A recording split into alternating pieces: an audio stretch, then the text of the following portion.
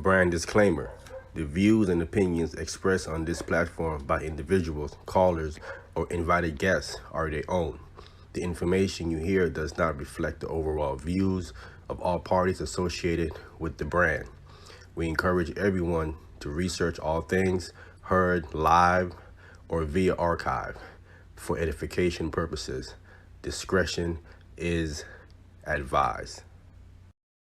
Help keep the show on the air. If you want to help, you can send your donation through PayPal. The email is debatetalkforyou@gmail.com or through Cash App, $Sal Showtime. Thanks for your support. Shalom, shalom. You're now tuning in to Debate Talk for You Radio. I am Gabbar Alaha, and this is the hot seat with our special guest this evening, Zion Lexx. Yes, sir, man. I feel very privileged to have this brother come on. Just want to say shout out to Sal Showtime for allowing me to have this moment to be able to host this hot seat for you guys tonight. And to everyone tuning in, whether it's live now or on the playback, may Yahweh keep you and watch over you always. Before I bring the guest in, the link is already posted in the chat. So if you guys want to come on in to come and ask your questions, just come on in. If we reach max capacity, just try to be patient with us as we try to work through everybody to get on. But just keep trying to come on backstage. If we reach max capacity, StreamYard only allows but so many people to come on backstage. So if you're going to come in and ask your questions, just be on standby. And if it says that it's full, just keep trying as we try to work through everyone. Okay. Just want to make a couple announcements. This Thursday, we got a debate coming up titled under Debate Thy Cause between Brian Garcia and Mac Thomas. The subject matter is the purpose of the Holy Spirit. That's going down this Thursday at 9 p.m. Eastern Standard Time, 6 p.m. Pacific Standard Time.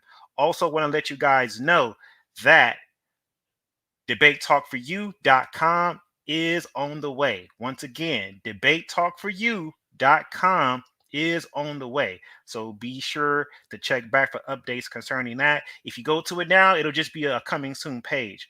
But again, debatetalkforyou.com is on the way. I'm going to go ahead and bring in my co-host real quick for this evening. So let me go ahead and get him in.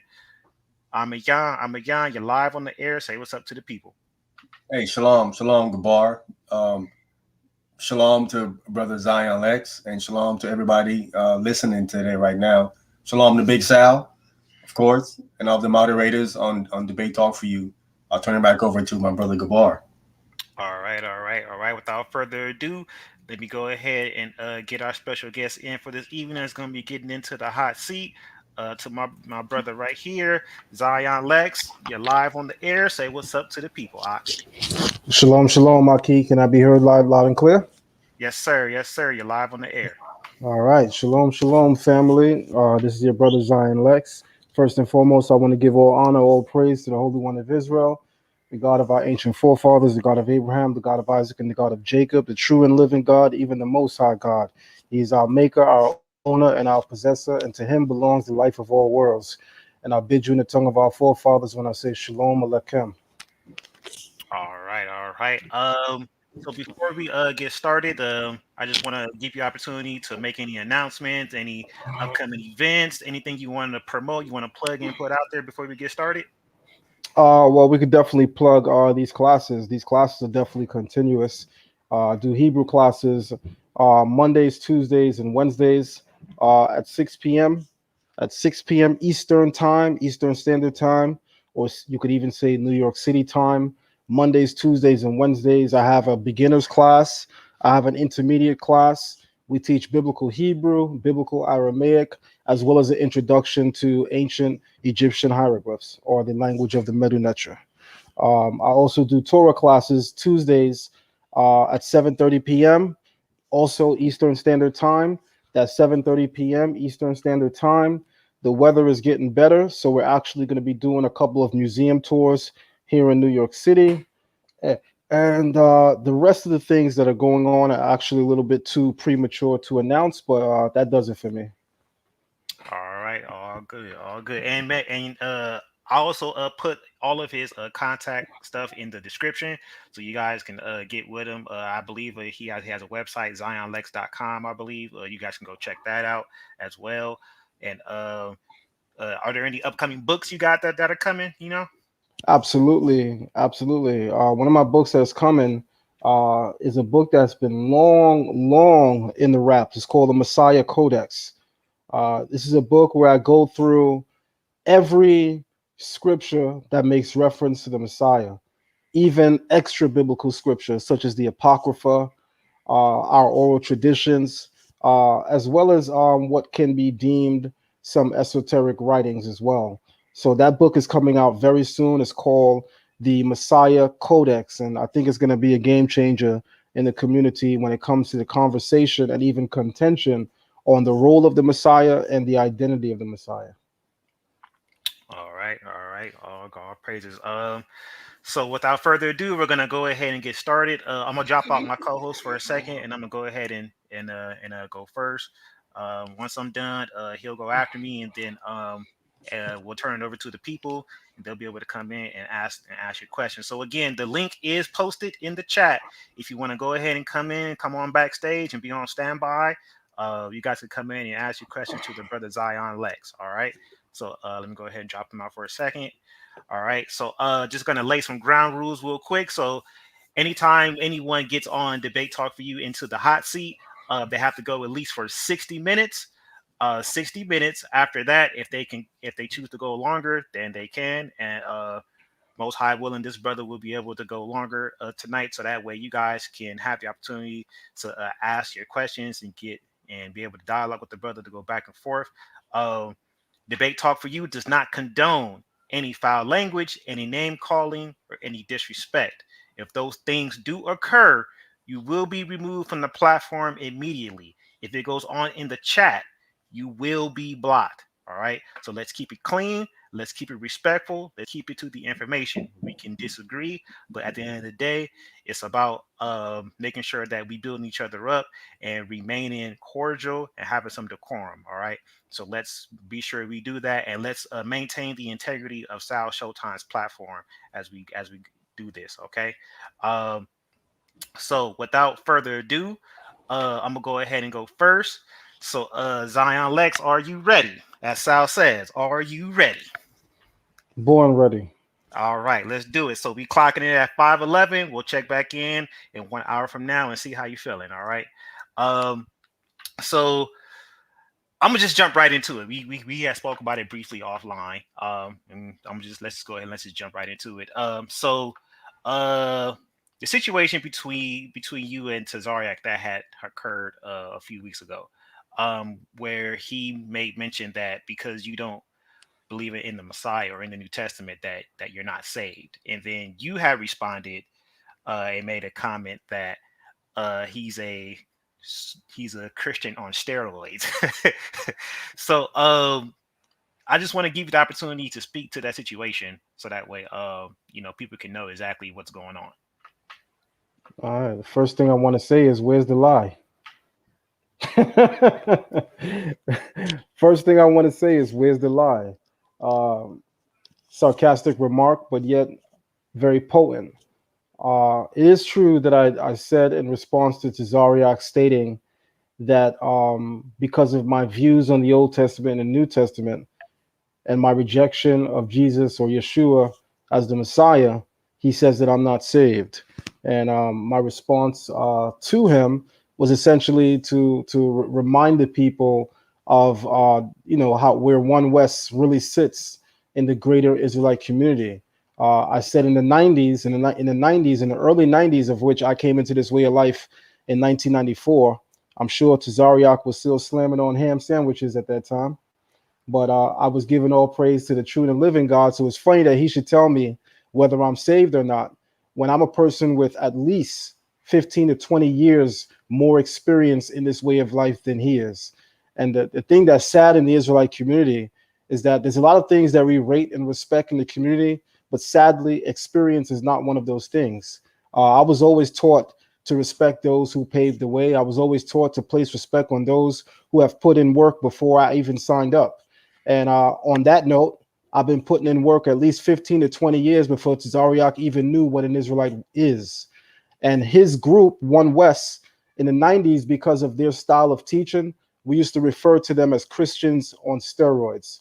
So, yes, to answer your question, but to put it in context, because I never directly said that he is a Christian on steroids, but I did make the general statement that in the early 90s, we would refer to One West campers as Christians on steroids, meaning we saw no difference from how they taught, what they taught, and what they stood for, except that they seemed to teach it with a little bit more veracity. So with that in mind, we used to refer to them as Christians on steroids. All right, all right. Once again, the link is in the chat and it is posted up at the top of the chat actually. So you guys can come on in and ask your questions. If you don't want to come on, you can always leave your question in the chat. I'll try to get to it. Hopefully the chat's not moving too fast or to where I can't see it, but I'll try to get to as many of those as possible. Okay. So once again, the link is in the chat. If you guys want to come on, ask your questions. Once again, Zion Lexx is in the hot seat. Okay. So I actually want to ask you something about a few years ago. I was actually on a panel on the Blog Talk side, and you had came on briefly. I believe that show was I forget the exact title. It was something on the lines of Tanakh only and Messianic coexisting.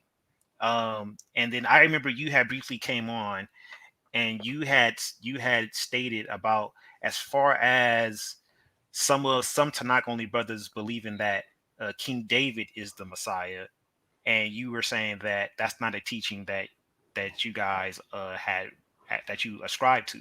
So can you kind of go a little bit more into that? Absolutely. So, the internet has vastly become the status quo when it comes to reporting what people stand for. And unfortunately, the internet is not always accurate or correct. So anybody that belongs to a quote unquote Old Testament community, first of all, that community is not an internet community. That community consists of congregations and actual communities that people live in, worship in together.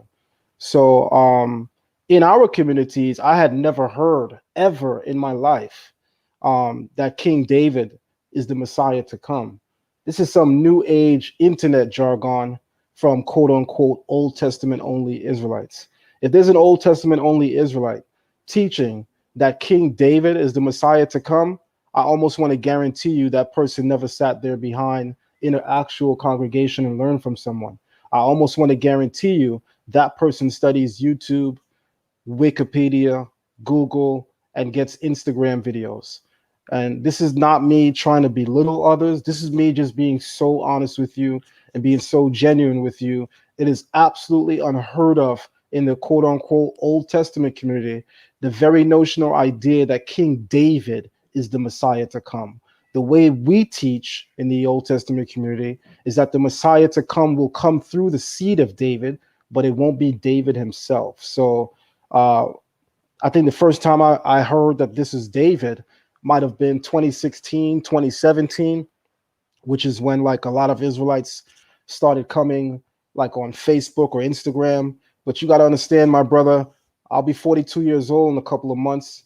And I was 14 years old when I came in this way of life. When I came in this way of life, there literally was no internet as we know it in terms of social media. Facebook wasn't here in 94. YouTube wasn't here. MySpace wasn't even here. And MySpace precedes all of these things. So, I came into our way of life in a really organic way, void of, pressing send on a computer and taking in the image or the audio and then basing your doctrine based on what someone shared on the internet. I had real life experiences with real life teachers, and that shaped and molded my view on the Torah and the Bible on a whole. And I believe I'm fortunate in that respect. This is not to degrade or diss Israelites that have not come into this way of life in any way other than that, but it is to put on record that I think one of the reasons why there's such poor understanding of the Bible is that more people rely upon YouTube videos and Google than actually going out in the community and seeking actual real life teachers. So as an Old Testament Israelite, which I don't even know what that means, I just call myself an Israelite. But I guess in this age, we have to make those differences. So I'll say it again. As an Old Testament Israelite, I have never heard prior to 2016 or 2017 that the Messiah to come would actually be King David. All right, all right. We got some people that are coming in, man. I see you guys popping on backstage, so just hang tight, and we will get to you guys once again. This is Zion Lexx in the hot seat, live on Debate Talk for You. Okay, so as far as going back to the situation with Tazariak, I know that you made a statement about um the not really wanting to debate other brothers that know that they are of the stock of Abraham, Isaac, and Jacob. So um being that the situation has transpired, because I know I see you guys go over on Sinetter's platform, and being that Debate Talk for You is more of a neutral platform, that's more for us. Would you be open to having a debate with Tazariak here on Debate Talk for You? That's complex because first and foremost, there's no real desire in me to debate Israelites first, and then secondly, there's definitely no desire to actually debate Captain Tazariak. Um, we have somewhat of a amicable decorum.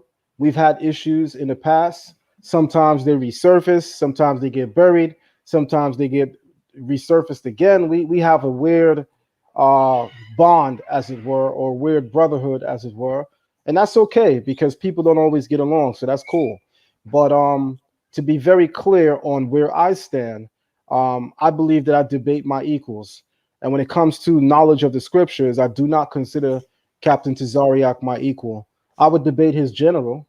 I would debate General Yohana, but I would not debate Captain Tazariak. To me, that would be unfair, in my opinion. I don't think that Captain Tazariak is built like that to actually have a dialogue or debate with me on any topic concerning the Torah. I think it's that different, and I think uh, to be genuine, I am entitled to my opinion. Some people may not like me saying it this frank and this bold, but if you ask a basketball player, do they think they're the best in what they're doing? They're going to say they're the absolute best. When it comes to debating, I have no problem telling people that I feel in my heart I am the best. That is how I genuinely feel. I feel like nobody could touch me in the debate realm. Now, will I go as far as to say I'm the best Israelite? Hell no, because only the Creator is the judge of that. And more importantly, I'm not in competition with any Israelite character-wise or righteousness-wise to even put myself on that pedestal. But when it comes to debates, I will wash Captain Tazariak, so much so that he doesn't even belong in the same room with me when the topic of debating is on the table. All right. All right, all right. Well, I just got one last question, and then I'm gonna turn it over to my co-host, and then from there we'll go to the people. So as far as Lashawan Kodash, now I've heard you make comments about the Lashawan Kodash. What is your contention with the Lashawan Kodash, and why? It's a made-up language. That's my contention. It's a made-up language. It's a made-up dialect. The proponents of Lashawan Kodash teach that ancient Hebrew had no vowels, and this is easily uh, debunked. That ancient Hebrew had no vowels, easily debunked. Now, what we could say is that ancient Hebrew never had symbols for vowels. The dots, the nekud, the diacritic marks that you see under letters in quote unquote modern Hebrew. Yes, ancient Hebrew never had those emblems or those symbols attached to the letters. That's a fact. But to say that the language never had vowels is a testimony to the fact that whoever's saying that doesn't know Hebrew. And I'll give you one example, maybe two. Let's take the word Aleph. It means a guide, it means a teacher, it can literally mean to teach, as in the book of Job, chapter 33, verse 33, where Elihu the youngest among Job's peers. He says to Job, listen, and I will teach you wisdom, which in Hebrew is we alephka, and I will teach you. So the word aleph is used to teach. But watch when I switch the phonetics. I change the vowels. Aleph is also one, but Aleph means 1,000, and Aluf is a leader. All I did was change the vowels, and a different meaning surfaced. I'll give you one more example. In Hebrew, we have the letters Mem, Lamed, and Kaf, which can spell Malak, an angel, Melech, a king, or Molech, the god of the Moabites. But notice, to go from king to angel to the god of the Moabites was one vowel shift. So vowels, in essence, in our language, is that which gives us definition. Because if the word malak, which means angel, changing the phonetics, we get melech, king. Changing the phonetics again, we get the god of the Moabites, Molech. Then obviously you need vowels to do so. So the moment I hear someone tell me that ancient Hebrew never had vowels, it's unfortunate that I feel on the inside the moment that I hear that I know for a fact I'm speaking to somebody that don't know Hebrew at all. And when I say don't know Hebrew at all, you could memorize what all of the pictographs look like. You could memorize all of the Paleo Hebrew inscriptions for whatever purpose that is. But the reality is these people don't know Hebrew. And there's way more proofs that I can give to substantiate the point. I'll give one more proof. So we base the idea that we're Israelites based on the Bible, right? Deuteronomy 28 and several other places in the Bible that we use to enhance the fact that we know we are Israelites. But let's drop this for a second. Let's say that the proponents of Lashon Kodesh are right and I am wrong and my community is wrong and those that think like me are wrong, and ancient Hebrew truly had no vowels. I want everybody to consider this. With the definition and example I just gave, it's vocalization that gives us definition in biblical Hebrew. I'm going to say that again. It's vocalization that gives us definition in biblical Hebrew. So watch this. If the Masoretic text is incorrect because it's based on the vowels, then that means you must know every single Bible that we have in the world, you must throw out, because all of those English translations are based on the Masoretic text. They're based on the Hebrew pronunciations that the Masoretes preserved. In other words, the first 7 words of the Bible is Bereshit bara Elohim et ha-shemayim wa et haaretz. In the beginning, God created the heavens and the earth. Let's say that that's inaccurate. Let's say that that's made up. Let's say the Masoretes are wrong. And let's do what One West does. And let me retranslate.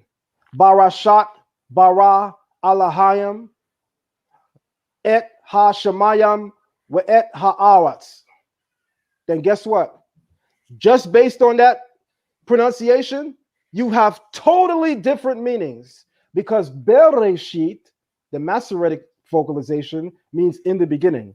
Bara, sheath, bara means to create in Hebrew, and sheet means 6. So Barashat means he created 6. It doesn't mean in the beginning. So I hope you see where I'm going with this. If you accept that Lashon Kodesh is accurate, you have to erase everything in the Old Testament, because everything in the Old Testament that's written and translated is based on the Masoretic tradition. If you change vowels in Hebrew, you change words. It's a completely different word. So that means if you think Lashon Kodesh is true, you shouldn't even be reading the Bible, because the entire Bible in the Old Testament, which is written in Hebrew, would read completely differently. I hope the audience understands that. All right. Let me ask one follow-up question. Just give a brief answer, and then we'll go ahead and move on. So, in terms of the Matre Lectionis, now I've read some things concerning whether it's valid or not. Do you according to your studies, is Matre Lectionis a valid vowel system that existed during the time of Moses? I think it's hard pressed to refer to it as matres lectiones, because number one, that just simply means mother of the reading, and it really refers to various letters in the language who are behaving both as consonants and as vowels. So aleph can behave as a consonant as well as a vowel. Hey can behave as a consonant as well as a vowel. Ayin as well as yod, and it's certainly the letter wav, the sixth letter of the Hebrew alphabet. That's really matres lectiones. When you want to refer to the system of vowels on a whole, we're talking about the Masoretic system. That's why I use the term Masorite. We're talking about the Masoretic system. And that term is referred to in Hebrew as nekudot, which is the Hebrew word for vowels. Do I think it's inaccurate? Absolutely not. Remember this. Without a tradition on how the text is to be vocalized, we would have been in trouble if we found the text and then try to interpret it. Because again, in biblical Hebrew, definitions are based on vocalization. You change the way you pronounce a word and you literally change its meaning. You know, in English, we say tomato, tomato, and people argue over that. And they say, it doesn't matter whether we say tomato. It doesn't matter whether we say tomato, which is why some Israelites say, don't get hung up on shalom or shalom. We both know they're saying peace, when I could tell you right now, that's very inaccurate. Because while in English, tomato and tomato means no real difference because it doesn't affect the meaning, in Hebrew, changing vocalization absolutely affects the meaning, big time. You switch vocalization, you completely change the meaning. Let's go into the scriptures where it says, we shall not eat fat. We're actually commanded in the Torah not to eat fat, and the word is kalev. Well, kalev is the Hebrew word for milk. Without vowels, how would you know which one the Torah was referring to, milk or fat? They're both spelled the same way in Hebrew. You see, I come from a community, my brother, with a strong Hebrew influence. So when I come into conversations on the Torah, they are authoritative because they're based on the language. They're not based on what I'm looking at in English. They're based on what our ancestors were actually saying in its native tongue, which is very important. All right, all right. Once again, the link is posted in the chat, you guys. It is pinned at the top of the chat on YouTube. If you guys want to come on, I'll go ahead and send it out once again. As always, if you come on, please keep it clean. Debate Talk for You does not condone any foul language, any name calling or disrespect. A violation of those things will have you removed immediately. Once again, we got Zion Lexx in the hot seat. I'm gonna go ahead and concede there. Let my co-host take over, and the floor is all yours. All right, Gabbar. Thank you, brother. All right, Zion. Shalom, brother. Shalom, Maki. By the way, I just want to ask: is it possible that those that are on the show can actually put on their videos? Because I like to see who I'm talking to when I'm talking. I cannot put on my video. There's some stuff going on back here that I can't put my video on, Zion. Okay. Yeah. Are you cool with that, or? That's fine. That's fine. I'm just telling you my preference. I would rather dialogue with on a face I could see. That way, it's more impressionable for me. But it's okay. Okay. All right. My first question is: you said that One West back in the 90s, you referred to them as Christians on steroids, and you was not directly speaking to Zaryak.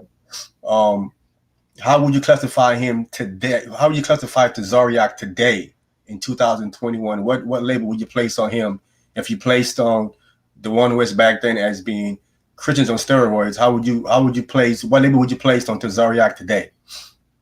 A Captain Christian on steroid. A Captain Christians on steroid. Okay. As far as the Hebrew is concerned, I want to touch on the Hebrew right quick because I am a proponent of Lashawan Kodash, and I've never heard what you said just now about then it was taught that there's no vowels in the Lashawan Kodash. I've never heard that before. It's my first time ever hearing that. You know what I'm saying? So I'm originally I come out of the One West. I came back in '94, and me personally, I've never heard what you said just now. That's not there is no vowels in the language. So that's new to me. But my question to you comes from the Torah. as far as the Masoretes. According to the Torah, it said you cannot add to the Torah or take away from it. Would you consider the Nakud and all these vowel pointing that they have added to the language? Would you consider those in addition to would that be a violation of Torah? Absolutely not, because first and foremost, it doesn't affect the actual Torah, right? The commandment is that we should not add unto the Torah, meaning the laws, the teachings. The system of Nikud or Nekudot is not adding to the Torah at all. Okay. Original Hebrew, would you agree, is pictographic, that each symbol is a picture of something? Absolutely not. So would you like me to express for you why I believe that, or why I know that? Yes, sir. Okay. Is it possible for me to share my screen? Gabbar, you want to share a screen? Yeah. Yes, sir. Yes, sir. All right.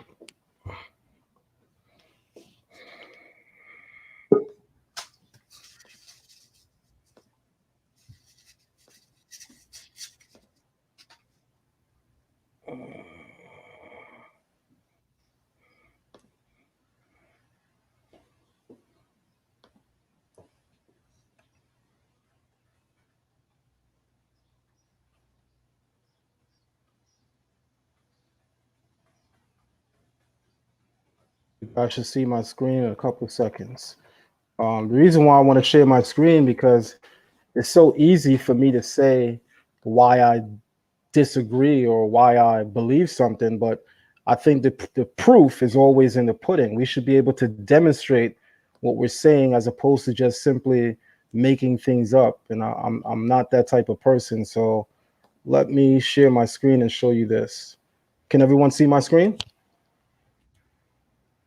You might have to add my screen to the StreamYard. I can see it, Zion. Okay, perfect. Let me scroll down. Let me show everyone something live.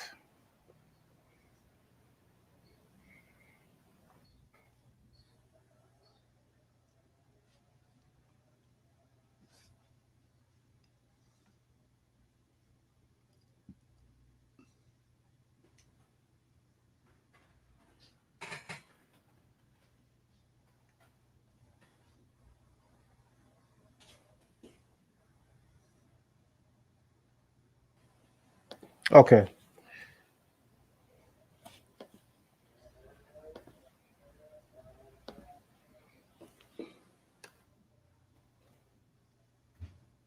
All right, perfect. If you look at the far left column, you're looking at Middle Kingdom hieroglyphs, so Middle Kingdom Medu Neter.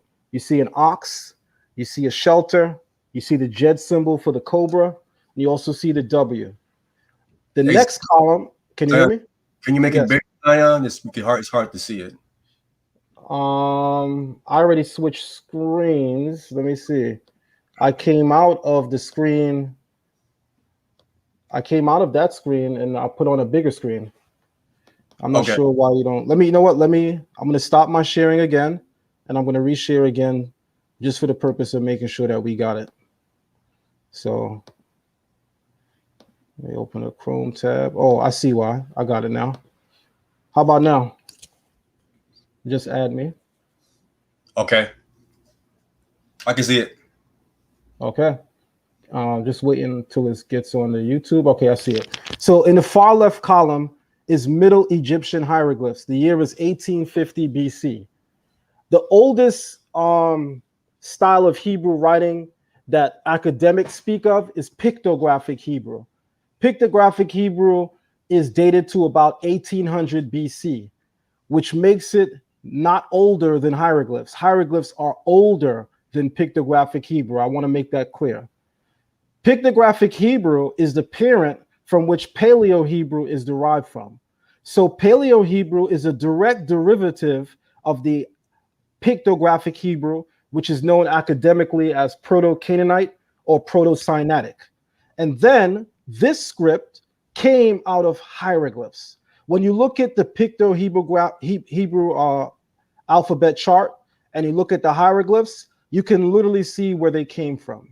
So we know for a fact that while Joseph is in Egypt, he develops a script exclusively for people who speak our language, our tongue, Hebrew, but he does so by utilizing the Egyptian hieroglyphs. Now, why is that problematic for us? Because Israelites are actually referring to Paleo Hebrew or pictographic Hebrew as the oldest versions of the Hebrew language, which I have to say is bad scholarship because both of these scripts derive from hieroglyphs. So I know for a fact that there is a Hebrew script even older than hieroglyphs, but it's not Paleo Hebrew, nor is it pictographic Hebrew. So to answer your question vividly, of course, I reject the notion that Paleo Hebrew is the original language of the Hebrews, or excuse me, the original writing of the Hebrews. Absolutely, because I understand the chronology and the timeline. Paleo Hebrew is a direct derivative of pictographic Hebrew, and pictographic Hebrew is a direct derivative of hieroglyphs. So if you accept Paleo Hebrew and pictographic Hebrew, then you also accept the Egyptian hieroglyphs.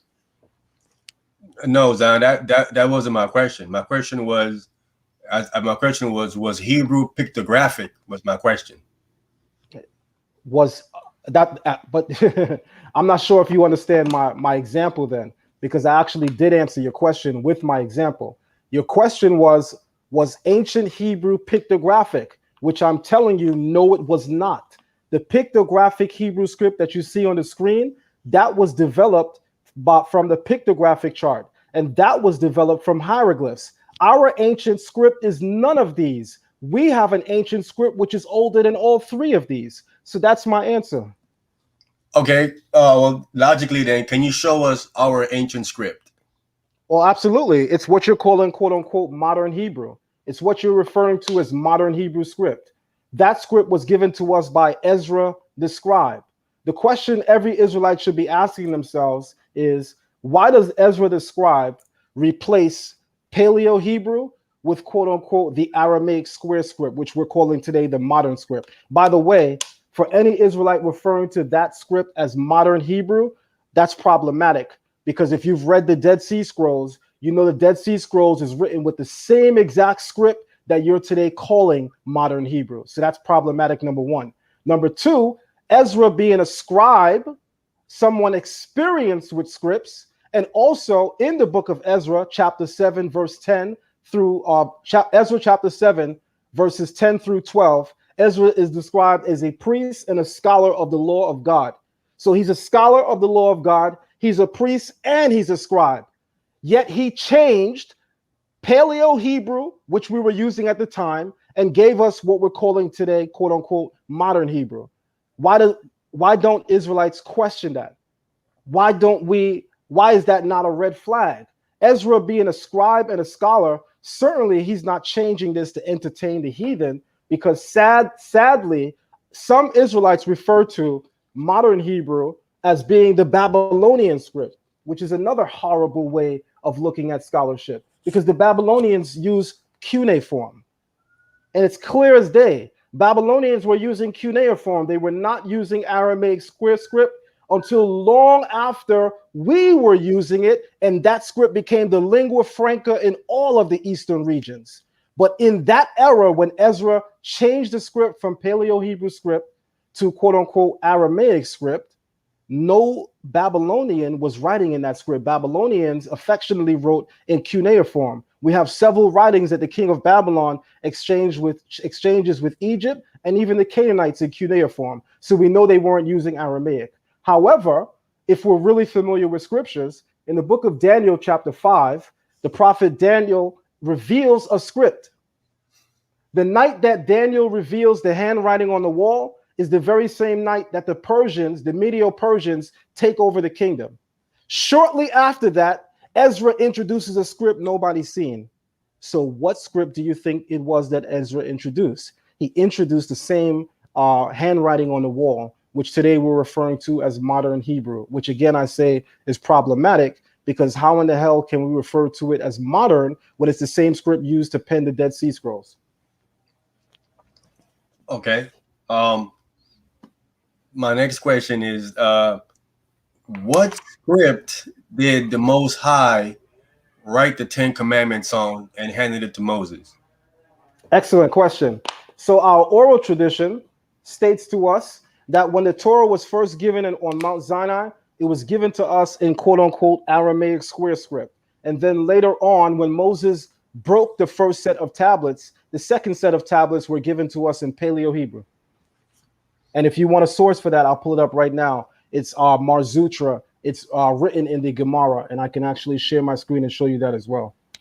Yeah, so for me to understand, you're saying that when the Most High wrote it, he wrote Aramaic script on the stone for Moses, and then Moses, when he broke it and he went back up and got it, he replaced it with pictographic script, correct?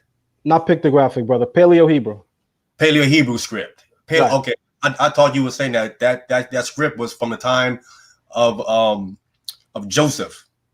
Moses' time, so I thought that's why I used pictographic. Okay, but you're saying paleo. Okay. So no, it wouldn't have been pictographic, because as you noted, pictographic is from the period of Joseph, whereas Moses is how many generations removed. So no, it definitely wouldn't be pictographic. Moses is several generations removed from Joseph, so it would not be pictographic at all. So by the time you reach to Moses, you're already at paleo. You saying correct? Absolutely. Not more importantly. Rather than ending the statement with saying what I'm saying, there's enough information online and in scholarly works to attest that this is the fact, because you can find the earliest Canaanite inscriptions written in Paleo Hebrew around the 15th century BCE, which, by the way, let me ask you a question. Do you know what date the Exodus is? 1450, something like that. Okay, 1446 BCE is the scholarly consensus on the Exodus. Some people say 1450, absolutely. I'm glad you know that. Having said that, the earliest inscriptions of Paleo Hebrew is in the 15th century BCE, which is the 1400s, and those are in Paleo Hebrew. So again, we know for a fact that Paleo Hebrew was around the time of the writing of the Ten Commandments. What is your take on Douglas Petrovich book claiming that Hebrew was the first alphabet? Paleo Hebrew was the first original alphabet. Based on the information that he had and the fact that he's not using our oral tradition, I would say that he's doing the best that he can as a scholar. I regard Douglas Petrovich as a scholar. I've examined many of his works. In my class, we teach a lot about the inscriptions that he uncovered and that he helped to reveal, such as the pictographic inscriptions on the island of Elephantine, right off the coast of ancient Kemet. We discuss this with great detail in our classes. However, we must make a distinction between what a scholar has at their fingertips versus looking at all of the evidence. And some of the issues with scholarly works when it comes to the Bible is that a lot of times people don't refer to our oral tradition. So we just go on the hard physical evidence. But as you should know, when it comes to archaeology, there's a lot of guesswork in archaeology.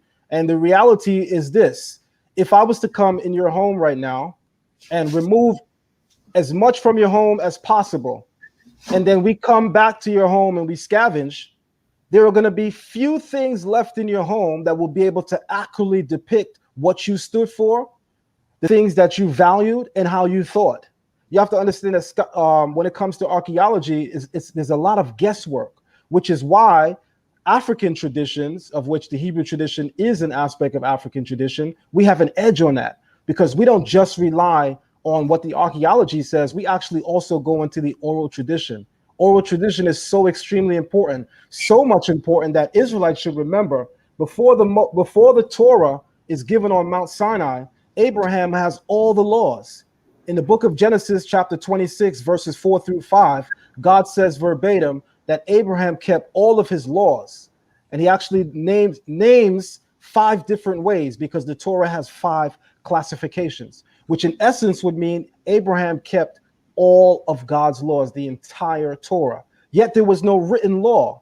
So if there was no written law in the era of Abraham, yet the Bible is clear that Abraham kept the Torah, then it should be clear as day that the first Torah given to us was oral in fashion. How Israelites don't understand that is beyond me. So again, in anything that we're looking at when it comes to the Bible, if we're not looking at the oral tradition at all, there's so much that we're missing. All right, my next question is, you brought up the Dead Sea Scrolls. Why in the Dead Sea Scrolls of when they wrote the parts of it in the Aramaic script, why would they leave the Most High's name in Paleo Hebrew if the script Excellent, is the go ahead.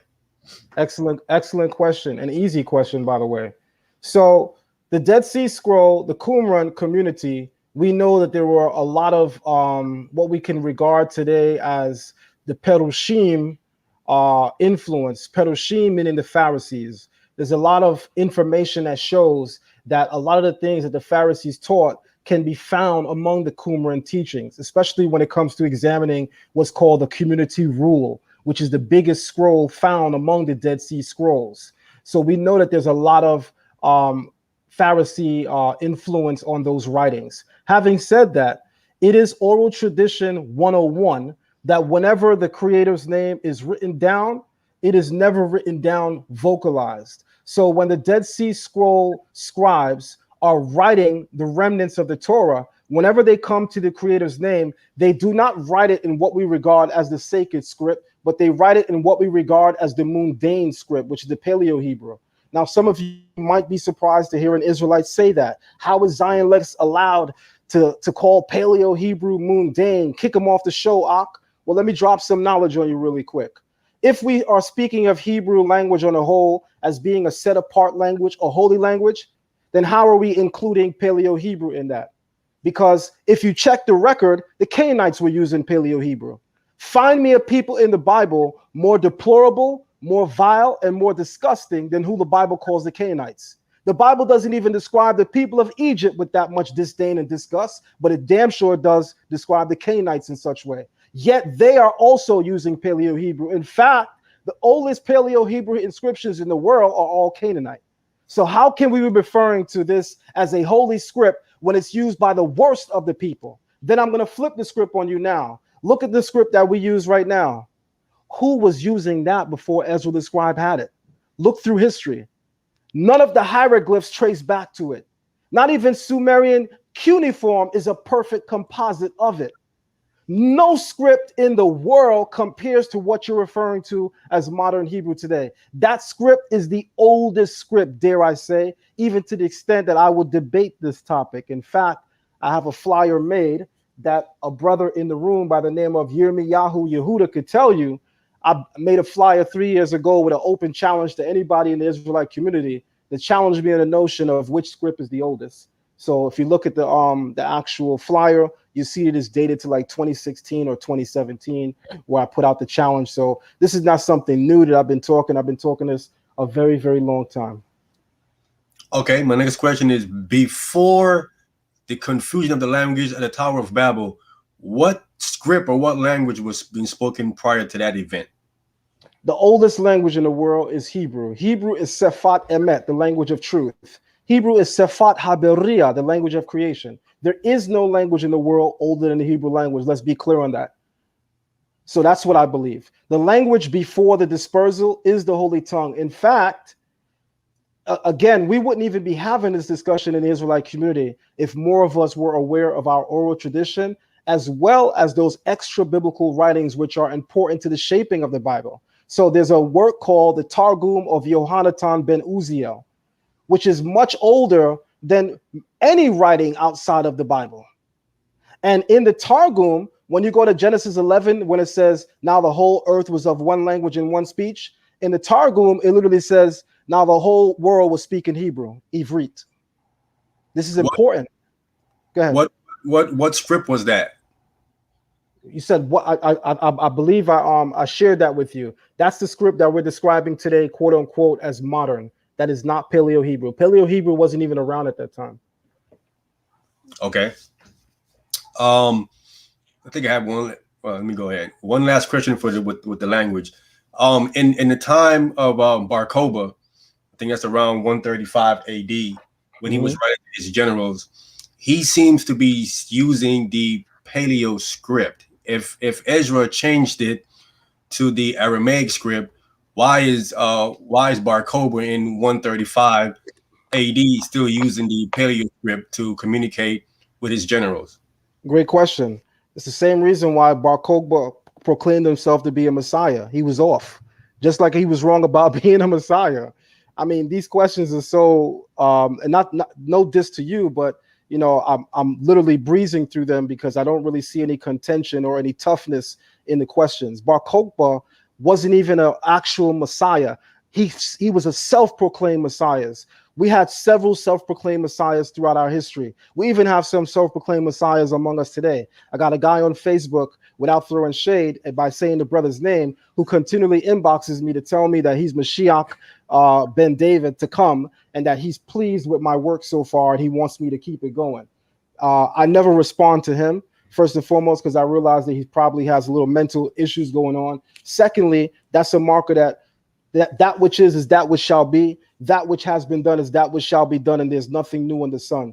Just as Bar Kokhba was off in believing that he was the Messiah, so was he off in trying to continue something that our ancestors already killed. Even Yeshua was reading and writing in Aramaic. The words that Yeshua utters on his last hour, Eli, Eli, Saviyatani, that's Aramaic. That's not even Hebrew.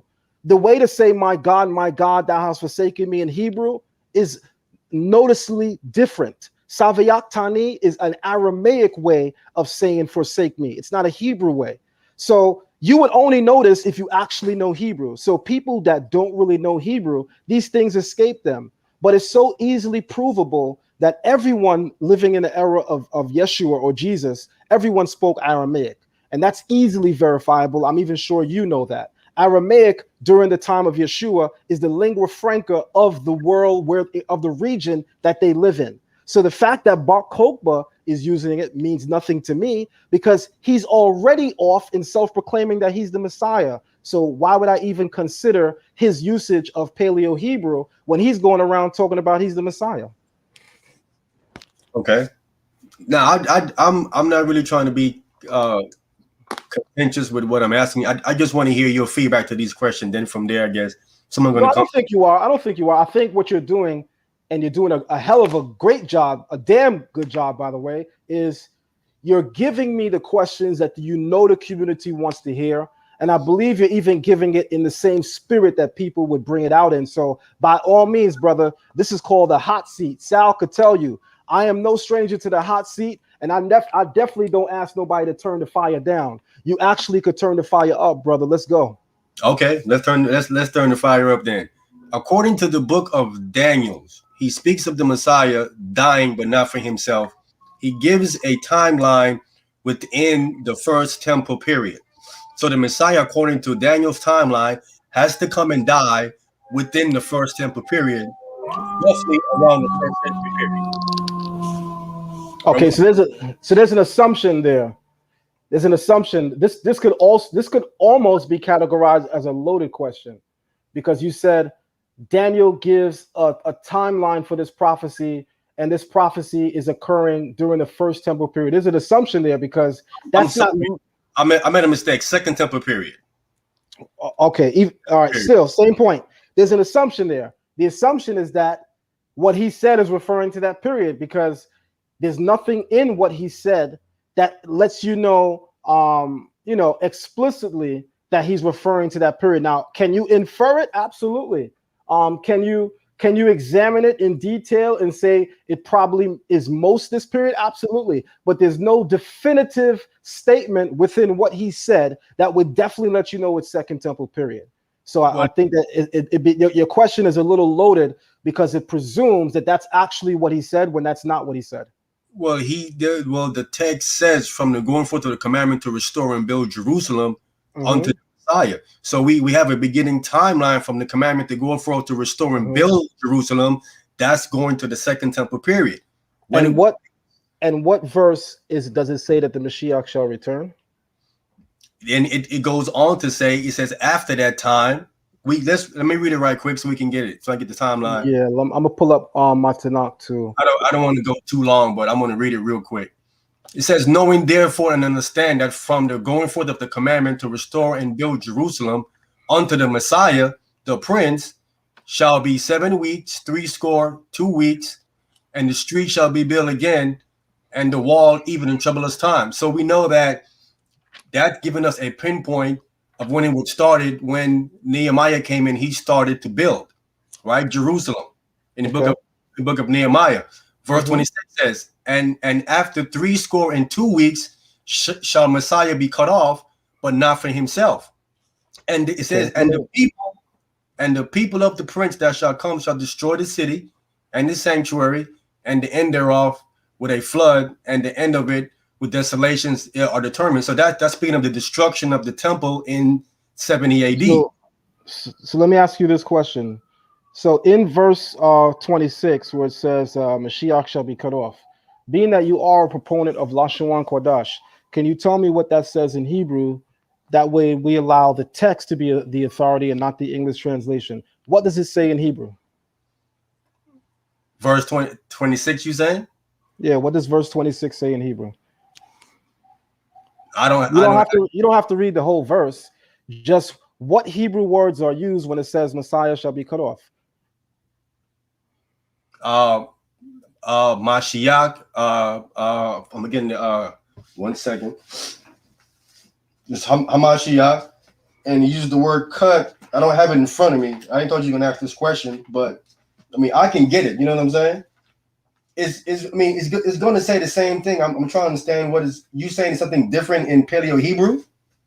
The way it's worded in Hebrew is vastly different than the way it comes out in English. So that's why I asked you that. Well, Hamashiach, Karath would be cut off. Karath to be cut off. Hamashiach be cut off. Karath. So that's how we're going in as I understand it in Paleo Hebrew. In Paleo Hebrew, it says, how is it spelled in Paleo Hebrew? Hamash. No. How is it spelled in Paleo Hebrew? What spelling here? What spelling? What's you talking about? The Messiah. Mashiach shall be cut off. How do you spell that in Paleo Hebrew? I was just spelling for you in Paleo Hebrew. Ha, right? Ha, the Messiah, huh? No. In using Paleo Hebrew letters, how do you spell Mashiach shall be cut off? Oh, use it would be the ha. I need to show you the script so you can see. I mean, I have to share my screen and show it to you which one I'm talking about. The script. Please do, because I mean it's a learning lesson. So share your screen so we can see what you're talking about. Well, okay, let me confirm that I have enough time with Gabbar because there's other people here and I'm supposed to get 10 minutes. I think I'm over my 10 minutes, and you only have an hour to be on. And other people want to ask questions too, so that's why I didn't want to do it like that. Here's the reason why you asked that. All right, here's the reason why I asked that. I'm a very real person. I'm a very straight to the point person. When you heard my views on the language, when I was speaking with the brother prior, when you came on, you said that you're a proponent of Lashon Kodash. So I thought instantly that this would be an amazing dialogue because we could actually use your knowledge of Paleo Hebrew to have a brilliant conversation on some of the meaning of the text. So all I'm trying to simply do is have you tell us what letters in Paleo Hebrew give us the words you're using so that we could understand why it matches the translation that you're saying. Well, I said we can do that, but I said he said only have 10 minutes and people is on here and you only have like about an hour or so to do it. So okay. That's something that we can do. We can set it up later. Do you know what the word in Paleo Hebrew for cutoff is? Karath. Ka is ka, ra, ka, ra, and tha. Karath. And that's it? Khan. So that's how it's used in the text. You said Paleo Hebrew, correct? Yeah. Yes, in Paleo Hebrew, it would be the ka, the ra, and the tha. Right. So incorrect, because even if I was to use your vocalization, which I'm very fluent in Lashon as well, I know what that is. So you could use the yad, because the way that karat is spelled here, it's in the infinitive. It's a future tense, right? It said Mashiach will be cut off. Karat simply means to cut off in the present tense. You need a yad at the beginning to make that future tense. That's why I asked you that question, brother. Well, from the fact that it gave a timeline is letting you know when it's going to happen. That's why it gives a timeline before it mentions him being cut off. The timeline tells you what's going to happen. Right, but what I'm saying is, and I think I'm doing a very good job of pointing this out, When you know the language, the text comes alive in ways that the English just doesn't give you. And a lot of times, what I like to do in dialogues is, especially when it comes to the Bible and its teachings, if we're not teaching this Bible according to the language that it was spoken in, then we're going to be in a lot of trouble. As I'm pretty sure you already know. I'm pretty sure you know this, and I'm pretty sure that's the reason why you're a proponent of Lashawan Kodash. So this is not my attempt to switch hot seats and put you on it, but I'm trying to make for a very powerful conversation between you and I, being that you said, like me, your knowledge of Lashawan Kodesh goes back to 94, brother, that would mean you have at least 26 years. So I think that would give you the right and the authority to go in and go off right now. Show us what those 26 years of learning do. Let's have a powerful dialogue. Let's not lose the moment, brother, because there's people that are not even 26 years old that are listening to you and I right now, right? So if you've been in this at least around that time, that means you got to be in your 40s like me, which means we teachers. We're teachers of teachers. So what I'm saying is, let's use this beautiful and empowering moment to build in a way that a lot of people that don't know the language at all could benefit from. Okay, well, I can. That sounds like a good thing to do, but this is a hot seat for you, and I think other people got questions beside us, so we can set that up later between me. You know what I'm saying? We can do that. Okay, that's fine. Okay, no problem. Well, thank you, brother, for answering the question, brother. You're very welcome, Aki. All right, Gabbar, you there? Con. All right. Yeah, man. Appreciate you asking the questions, Zion. Man, I know, and my apologies for everybody that's standing by. I know y'all got y'all questions that y'all want to come in and ask too. So I'm gonna go ahead and drop you out, Ak, and I'm gonna go ahead and bring on the next person. So next up in line, and then Zion, can you go ahead and take off your screen share so that way you can make room backstage? Yes, sir. I apologize. Sorry. No problem. All right. So next person we got is Sekal. Appreciate your patience. You're live on the air, and the floor is all yours. Shalom to my brother Gabbar. Shalom to Zion, my brother Zion. And Shalom, Sekal. Thank you. And I just wanted to ask. I have 3 questions I want to ask, and I think this is always good to have healthy debate because we all want to be scholars of Scripture, and we got to be able to sit and dialogue with each other even when we have differences. That's the only way the truth can be true and the devil be a liar. So we got to be able to sit down and dialogue with each other and really break things down for understanding, and edification. So I think this is a great topic. And we've been hearing a lot of talk about Old Testament Hebrew Israelites, and I never really got the complete understanding of it. So my first question is, how is it that Israel would be delivered based on your doctrine, your understanding doctrine of the Old Testament, if there's no savior, considering Hamashiach in the New Testament? All right. So first and foremost, I want to agree with your earlier statement, my brother, when you said that healthy debates is great for the upkeep of the community in terms of our scholarly information.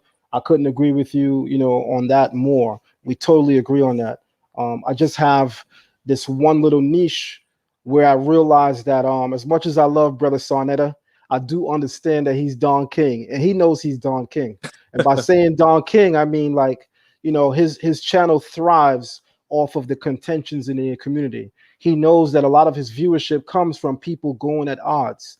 So at times, more often, you have a lot of Israelites that want to appear on his channel so that they can gain popularity, following, and viewership. And I don't think that that's Torah centered. So a lot of times I don't even want to be included. In fact, my introduction in that community came from a brother named Nasi Yashuvel, the brother who debated SETI. And he can tell you, I didn't even want to join in. I didn't want to debate. And the reason why he asked me to come in is to deal with Polite. Polite was the baddest person on Team Kemet. And Nasi Yashuvel came to me and said, we don't got nobody that could deal with him. You're the only one, brother. And this is some behind the scenes info that you guys don't know, but I want you guys to hear it from the horse's mouth. Brother Nasi that defeated SETI, when it came for Kemet on trial, which was the next event that he did, He called me in specifically to deal with Polite because he said that there was nobody equipped among them to deal with him, and that's why he brought me in. And anybody from our community could tell you, among our age group, with me and Nasi, I was the prodigal son in his father's temple, the bar none the best student in our age range. I was teaching in Nasi's father's temple before Nasi was a teacher in his temple, even though we're the same age. That's just me giving you guys some background. So you know, to address the question now, I want to say this. It's very faulty to refer to our views on negating the New Testament's view on who the Messiah is as a total negation of the Messiah. What I'm saying is, just because I disagree with you or anyone on Yeshua being the Messiah, that doesn't mean I don't believe in the coming of a Messiah. That's a very, very faulty and bad premise. Like I've heard Christians say this, so whenever I hear Israelites say it, it really troubles me. When I'm speaking, I'm battling with Christians, and they're trying to convince me of Jesus. And I say Jesus because they don't teach Yeshua like you guys do, meaning they don't teach the correct understanding. I definitely give you brothers that. But there's something that they do which is faulty, which is this. They say to me, well, if you don't accept Jesus as the Messiah, then it's crazy because you just literally don't accept the coming of a Messiah, do you? To which I say, what a horrible premise. I thought 1 + 1 = 2. I thought, mathematically certain things always add up. So because I reject the idea that Yeshua is the Messiah, that means I reject the very concept of the coming of a Messiah. How ludicrous is that? So I want to tell you that in my community would be insulted at someone saying to us, and this is the reason why I'm speaking it like this to you, because I want you to feel my community. I'm a spokesman for my community in this moment. My community would be insulted at the idea that because we reject Yeshua's messiahship. One second. So we got more people coming in, so we got to start the clock now, all right? Because we got more people that are jumping on backstage, so I'm gonna go ahead and start this clock. So let's try to get through the questions. Let's try to be more concise because we got more people that are starting to come in now. My apologies. I'm long-winded. I'm gonna try to make this as fast as possible. I apologize, brother Sakal. Let me jump in and say this. By the way, Sakal in Hebrew is counsel and wisdom. I love that. Moving on. My community is very much almost disrespected at the idea and notion that because we don't believe that Yeshua is the Mashiach, that automatically means that we reject the coming of a Messiah. So that's very bad. We just reject Yeshua as the Messiah. And when I say reject him, I want to be very clear. My community explicitly taught that he didn't even exist. Something that I know they were wrong on now.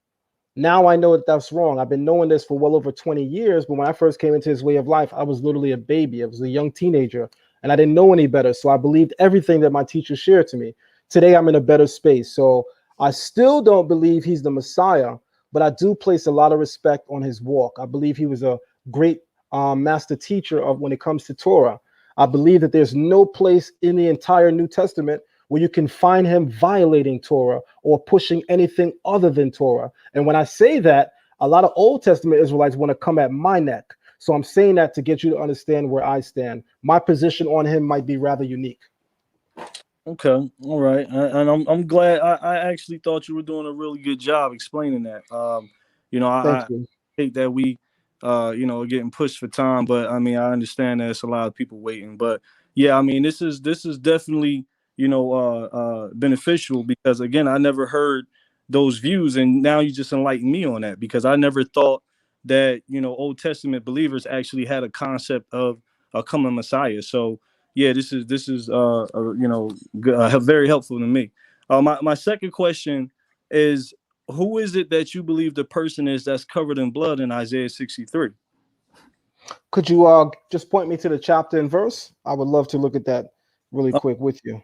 So in Isaiah chapter 63, and we go to verse. Give me 1 second here.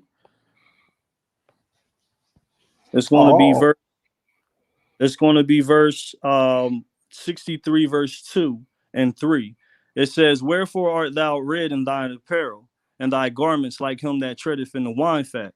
I have trodden the winepress alone, and of the people there was none with me. For I will tread them in mine anger, and trample them in my fury. And their blood shall be sprinkled upon my garments, and I will stain all my raiment."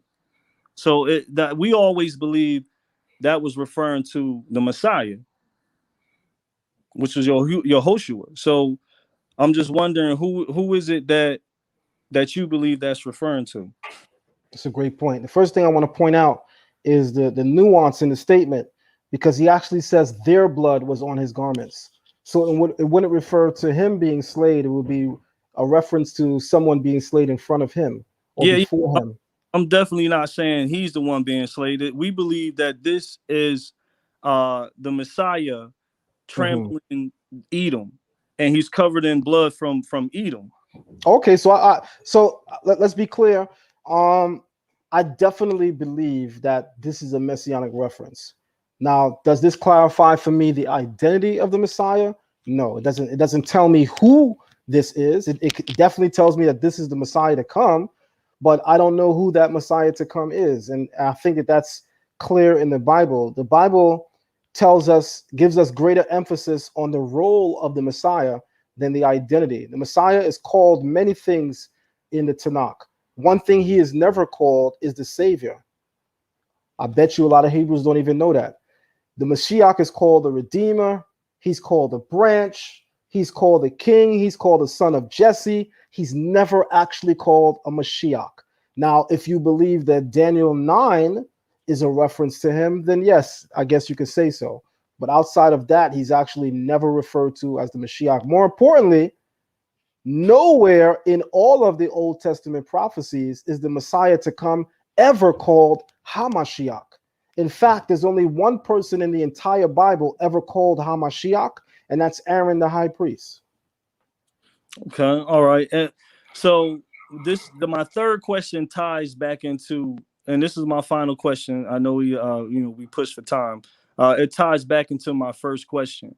With my first question, I was asking, how is it you believe that Israel would be delivered from our bondage? And that it ties in with this third question, which is, do you believe that the second Exodus mentioned in Exodus 11 will be the deliverance of Israel from bondage? Because we all who put our faith in Yehoshua, we all believe our redemption, our deliverance is going to come from his return.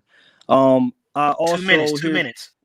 I also hear that people say they believe in the prophecy given in Exodus 11, where the waters will be parted again, and we'll walk again on dry shod across I guess out of the lands of bondage back into a place where we return to our lands. So is that more so how you believe maybe this bondage will end, or if not, what exactly is that? What would that look like?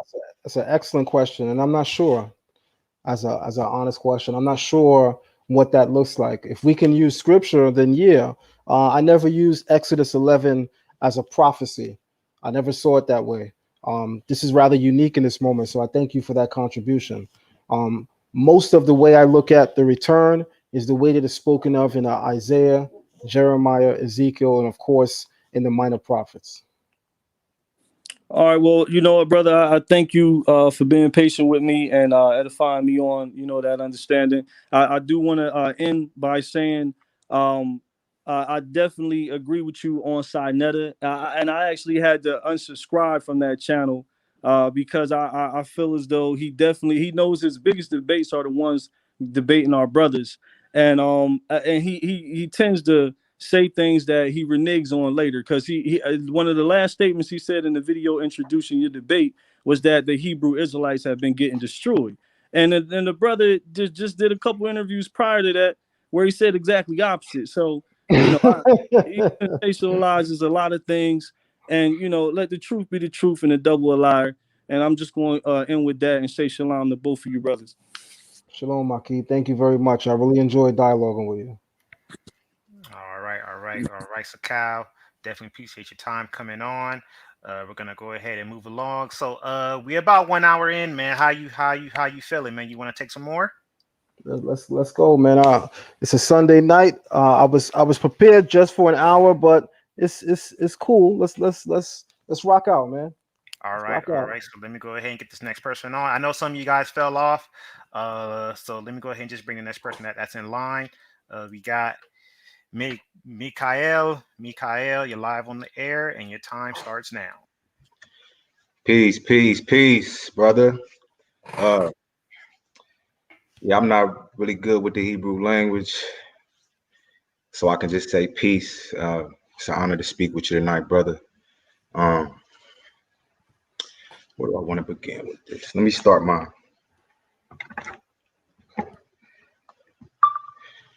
All right.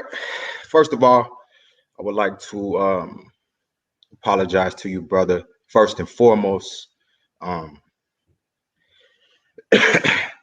yeah, you blocked me on Facebook, man. You blocked me on Facebook. I want to apologize for whatever reason. Perhaps you felt like I was being disrespectful or whatever the case was. You know, I just want to apologize on my behalf. I still want to work with you. I still want to sign up for the classes. By the way, are they still going on? They are absolutely still going on, brother. And you don't gotta apologize to me. We all grown men. You know, sometimes I might see a comment that I find distasteful, no different than you would see something that you would probably find distasteful. But because I'm attacked so much by Israelites, I have a very, very thin barometer when it comes to certain things. So it's For not sure. personal, brother, but you definitely don't gotta apologize to me. I For definitely sure. respect you.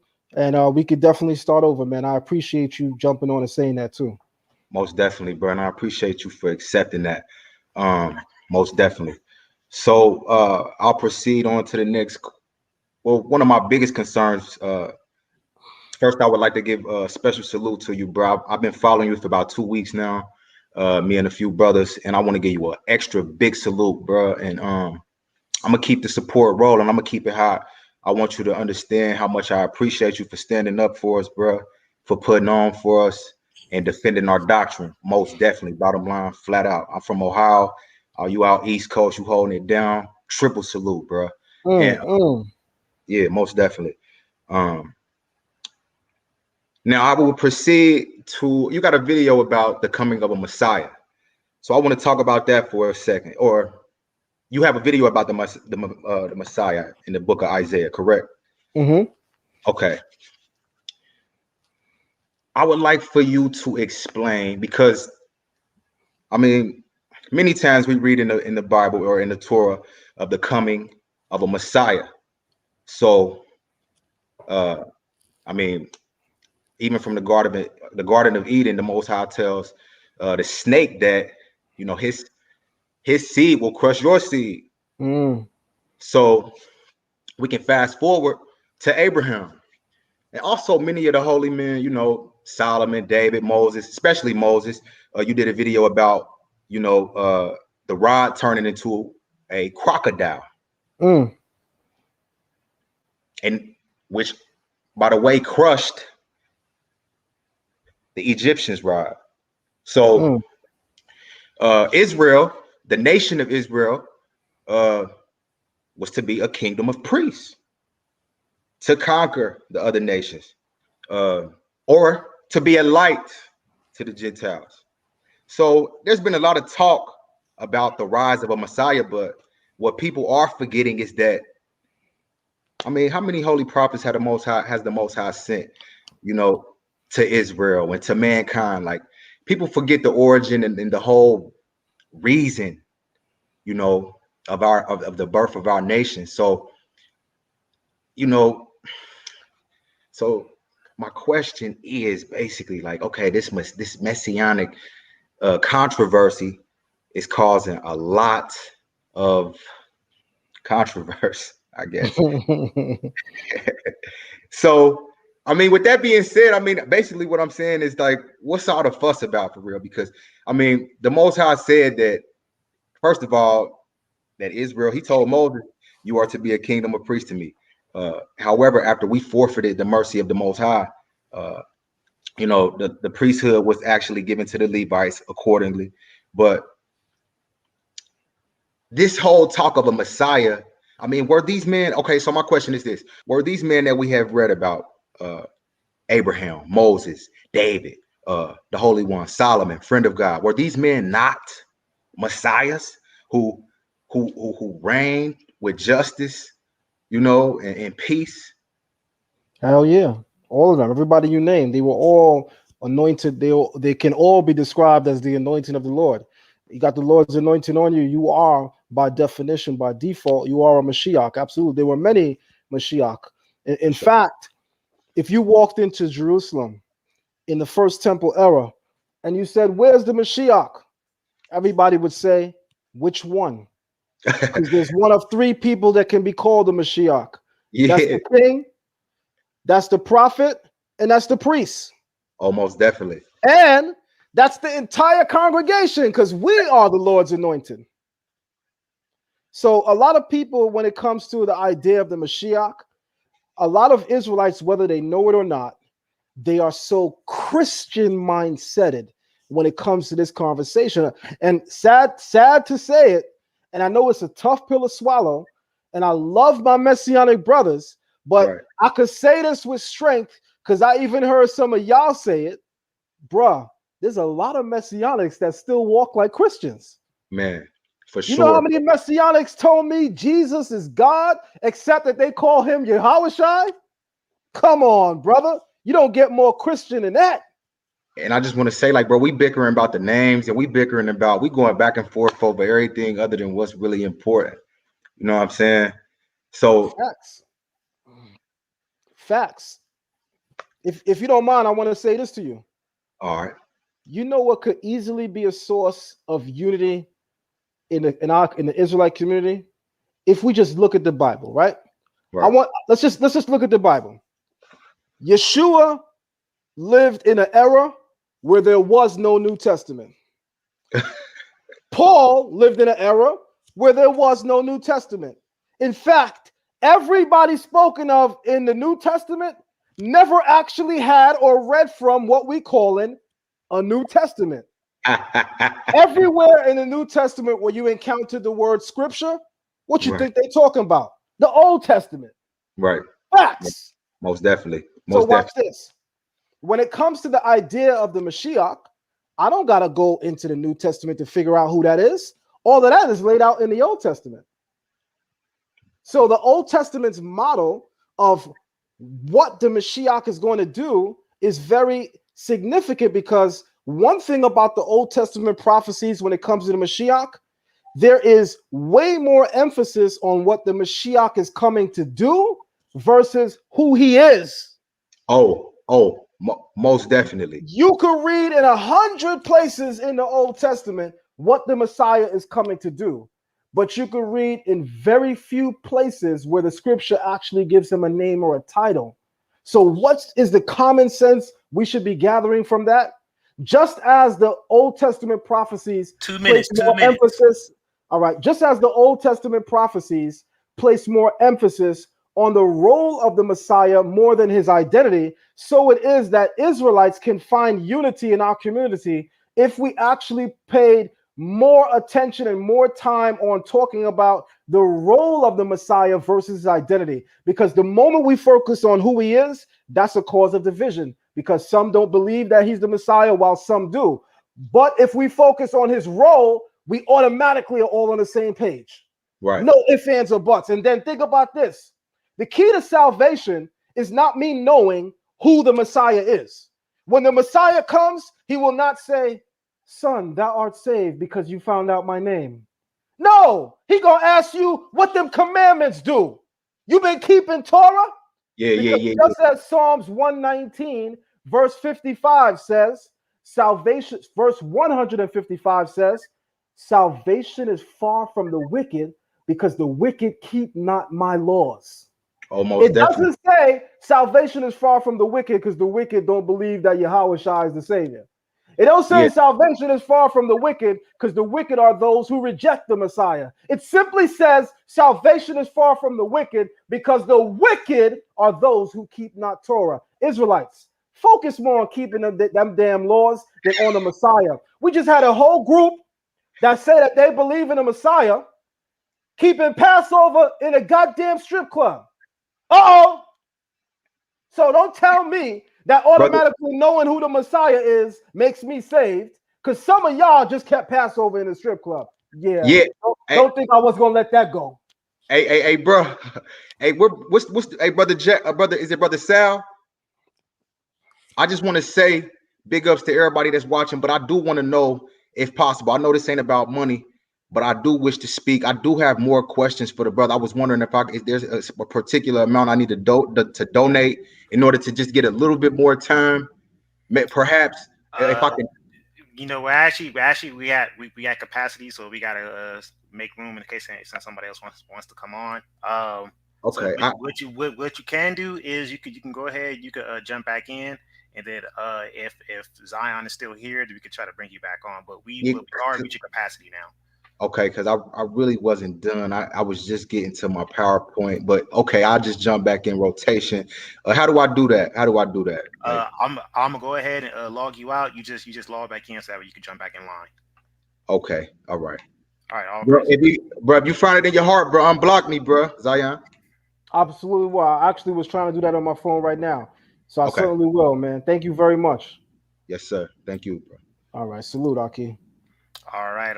We're gonna move right along. I do see someone backstage by the name of Lael. It says your device is not connected. You might want to log back in. Make sure that you give access to your mic and to your cam, so that way you can go ahead and come on. All right. So we're gonna go ahead and move on to the next person. Let's bring in Hayemi Hayameni Zadik. All right. You're live. Shalom alaikum. How you brothers doing? All right. Tov. All right, so we're gonna go ahead. We're gonna go ahead and start the clock at 10 minutes, and your time starts now. Thank you very much. I just want to know, what's your thoughts on the Samaritans and the Samaritan Pentateuch? Oh man, that's a great question.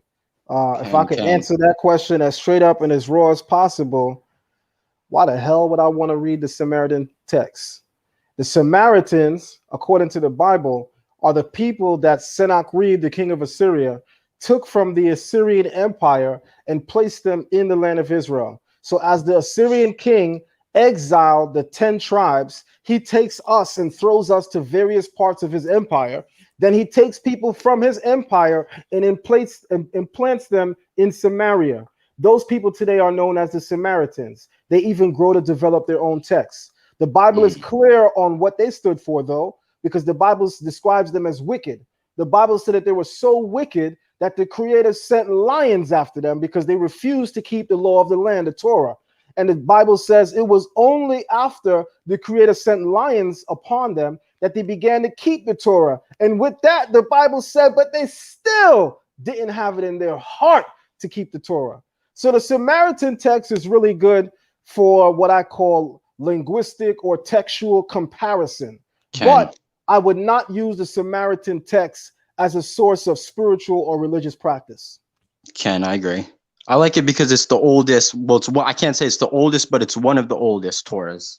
It's definitely one of the oldest Torahs. Definitely. The Samaritan text is definitely one of the oldest Torahs that we can refer to. But the problem with that is, brother, think about it. The Samaritans originally are not Israelites. And think that's about what some people say. Well, not some people. Even the Bible says. The Bible lets you know who the Samaritans are. They're the people that the king of Assyria exiled and put in the land of Israel. That's what the Bible says.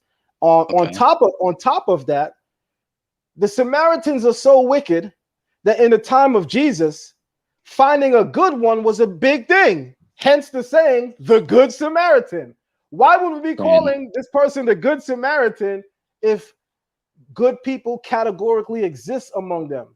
But the fact that this person is referred to as the Good Samaritan is because that's a phenomena. They were not really regarded as having high moral standards or principles. So the fact that they have one of, if not the oldest translations of the text means nothing to me, because they in my opinion, would not have the same spiritual desire or intentions behind the curating of the text, because it was never in their heart to keep Torah. They kept it out of fear. Well, they still keep it today, though.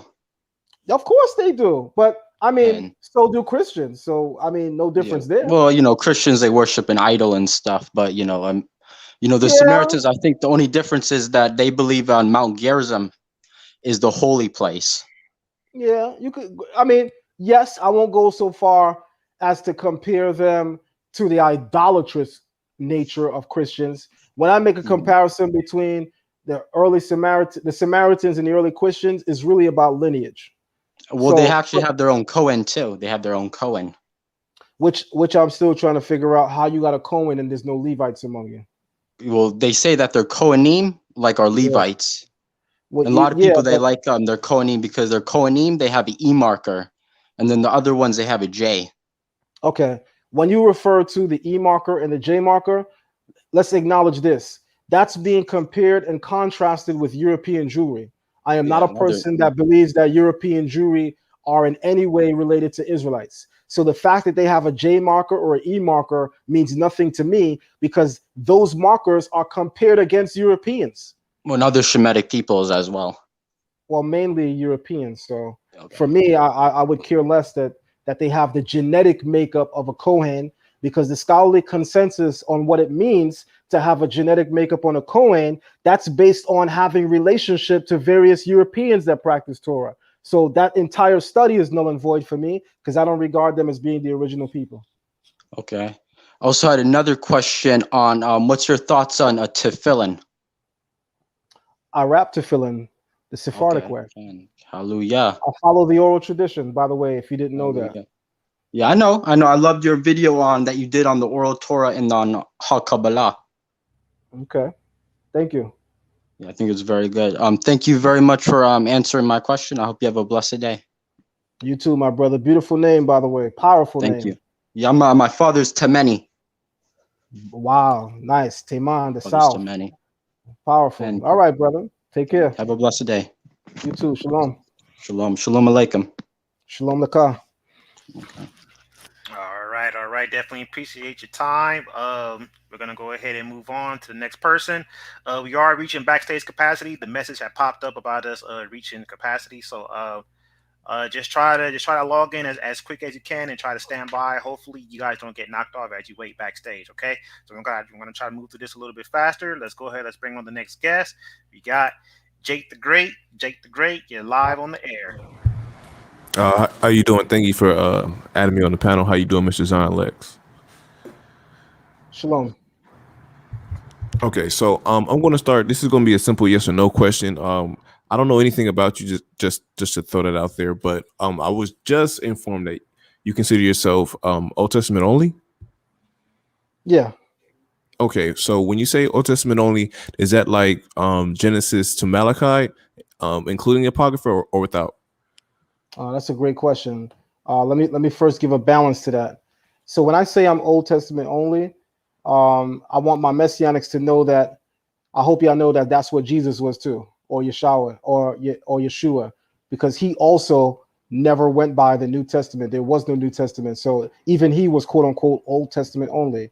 I think in my community, the term Old Testament only is not a term that we developed. It's a term that others called us. We simply call ourselves Israelites. But when we ventured out and we met Messianic Israelites, that was new to us. I think a lot of Israelites forget the timeline of Israelite awakening in this country. I think Israelites think that it began with One West, which is a Messianic group. A lot of Israelites don't know that Rabbi Matthews was Old Testament only, which is the origin and the genesis of the Israelite movement in this country. You have William Crowder's Cherry. These individuals were part of what's described as the holiness movement, the Pentecostal movement, where they believed and called themselves the people of the book, but they never actually called themselves Israelites. That began with Rabbi Matthews, and Rabbi Matthews was Old Testament only. So the genesis of the Israelite movement in this country was Old Testament only, and even Yeshua was Old Testament only. So when I say I'm Old Testament only, I want people to know that that's not a phenomenon. It would probably be more of a phenomenon to describe yourself as being a Messianic Israelite, because most people never had that, the New Testament, quote unquote. Also, yes, the Apocrypha would be included. Yes, I do accept the Apocrypha, except because it's an extra biblical book. With all extra biblical books, you have to accept it with a grain of salt, because you know that the same rigor that goes into the curating and the preserving of the text was not employed there. So while I accept the Apocrypha, I accept it not on the condition of it being holy scripture, but I do accept it on the basis of it being significant to understanding our general history in the eras that it covers.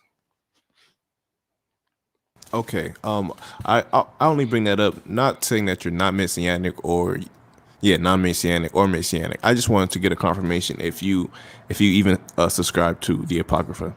So if you say you do ascribe to it, but you take it with a grain of salt, do you ascribe to the books of Ezra, first and second Ezra's? Okay, let's go. We could go there. Okay, so I'm going to read you this scripture.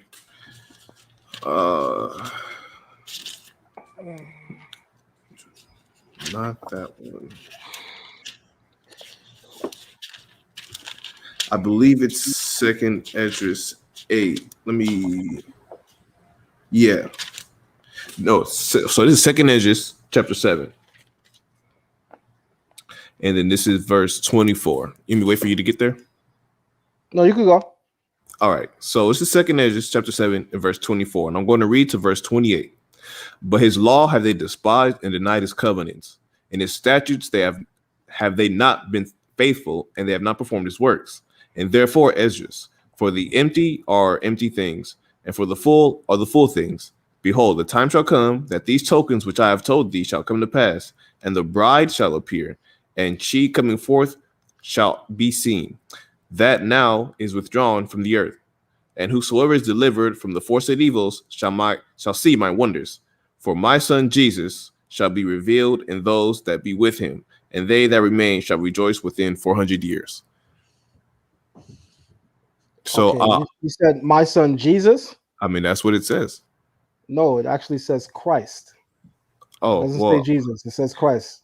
Well, that's what it says in my book. But anyway, if you want to. Well, I think one thing you have to consider is what you're looking at. You're looking at a translation. You're not looking at the original. The original says Christ. It does not say Jesus. Okay, I mean that's perfectly fine. Who would you ascribe to as the Christ then? As the Messiah? I don't know who the Messiah to come is. Got it. All right. So staying in second Esdras, we're gonna go to chapter 2. Okay. So chapter 2, we're gonna start at verse 42, and we're gonna read down all the way to the end of 48. I, Ezra, saw upon the Mount Zion a great people who I could not number, and they all praised the Lord with songs. And in the midst of them there was a young man of high stature, taller than the rest, and upon every one of their heads he set crowns, and was more exalted, which I marveled at greatly. So I asked the angel and said, Sir, what are these? And he answered and said unto me, These be they that have put off the mortal clothing and put on the immortal. They have confessed the name of God. Now are they crowned and receive palms. Then said I unto the angel, What young person is it that crowneth them and giveth them palms in their hands? And he answered and said unto me, It is the Son of God, whom they have confessed in the world. Then began I greatly to commend them that stood so stiffly in the name of the Lord. And the angel said unto me, Go thy way and tell thy people what manner of things and how great wonders of the Lord thy God thou hast seen. So I only bring up this scripture. This sounds like in Revelations, the people that are getting crowned and for kinglyship by, as it says, the Son of God. Mm-hmm. Okay. The Mashiach is referred to as Bain Elohim. Absolutely. I do lectures on that. The Mashiach to come is absolutely can be regarded as Bain Elohim. In fact, if I could say this on Sal's platform, this might be the first time anybody ever heard me saying this, but there is an aspect of the Mashiach that can be called the only begotten. Absolutely. The Creator calls Israel his firstborn son. right? So no mere mortal could be greater than that. But the Mashiach would be absolutely the only begotten, absolutely, because we read in the book of Micah that his origins are from of old, right? Or in Hebrew, Mikedem, from ancient times, which we know that in our oral tradition, it said that the name of the Mashiach is one of the 7 things created before the world comes into existence. The name of the Mashiach is one of the 7 things created before the world comes into existence. So I know for a fact that the Mashiach precedes this world. He precedes all men. In that sense, he can certainly be regarded as the only begotten. So I don't have a problem with the Mashiach being referred to as a son of God, but that doesn't automatically mean that that criteria fits Yeshua.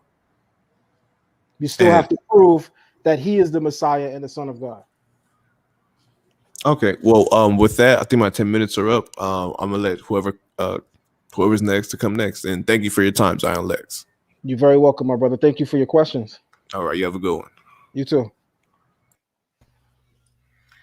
All right. Peace to Jake the Great for coming on, man. Definitely appreciate your questions. We're gonna go ahead and move right along. Let's get this next person in here. We got Malak Dawi. Malak Dawi, you're live on the air, and your time starts now. Shalom, Zion. Can you hear me? Yes, Can you yes. hear me? Okay. You're kind of low. You're kind of low. I just want to say I've been following you for a minute, and I noticed that you didn't have a beard. You was clean shaven, and I just got a question. I want to know what made Well, you grow hold on. When you say I was clean shaven, when was I ever clean shaven? Like no goatee, no mustache. When was that? I mean, not like you had a little goatee. Sorry, so like So you got to sorry be for that. careful when you use the term clean shaven. You make my face sound like a whole butt. My bad, IT, my bad. But I All right. noticed you had facial hair, but you didn't have a full beard. I Okay. wanted to know what made you grow your full beard, and also, can you break down Leviticus 19 to 27 for me? Absolutely. So let's make this clear. There are some people that don't grow a full beard. We all know that. There are some people that just have a goatee. We also all know that. So that means that that law can't be representative of having a full quote unquote beard, as it were. The Torah requires that we are not allowed. Matter of fact, let's just pull it up. Leviticus 19.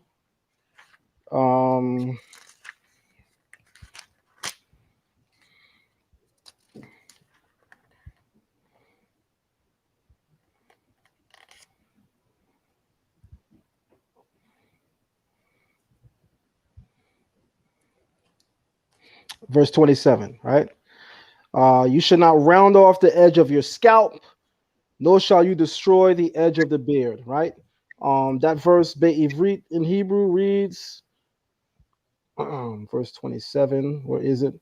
Lok tikpu peat roshkem, thou shalt not round off the corners of your head.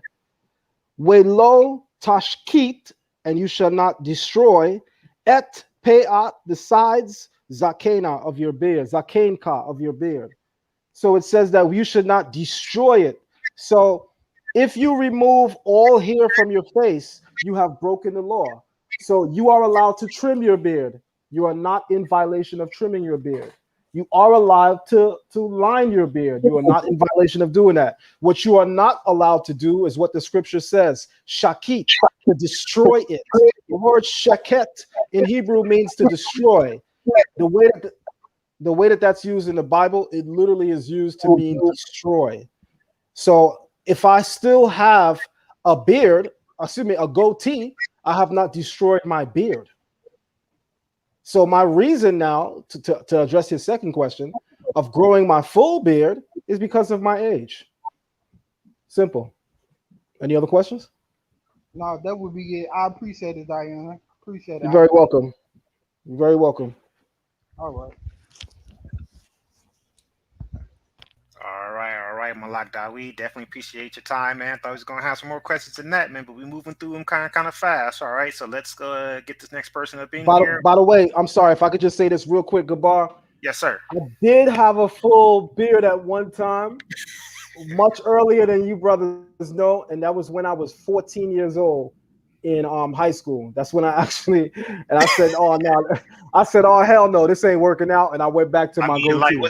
was it as long as mine? You know, I mean, I didn't blow It dry wasn't it as I never actually grew my lion mane out, because what you got a whole lion mane, brother, and I salute you for that. You got it take a different spirit to get that. I have to agree with that. One day I will get there. I'm a baby right now, and that I'm gonna get there. I'm a cub. You One day could. I'm gonna get to the lion bed. I'm listen. One thing I'm an honest brother. When it comes to beds, I'm a cub, but you got a whole lion's mane, brother. Salute to you.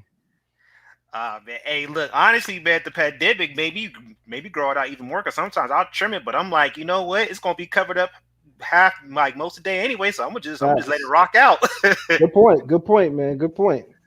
All right, all right. So let's go ahead and get this next person in here. We got Clouds of Torah. Clouds of Torah, go ahead and unmute your mic. You're live on the air. Shalom, shalom, Zion Lexx.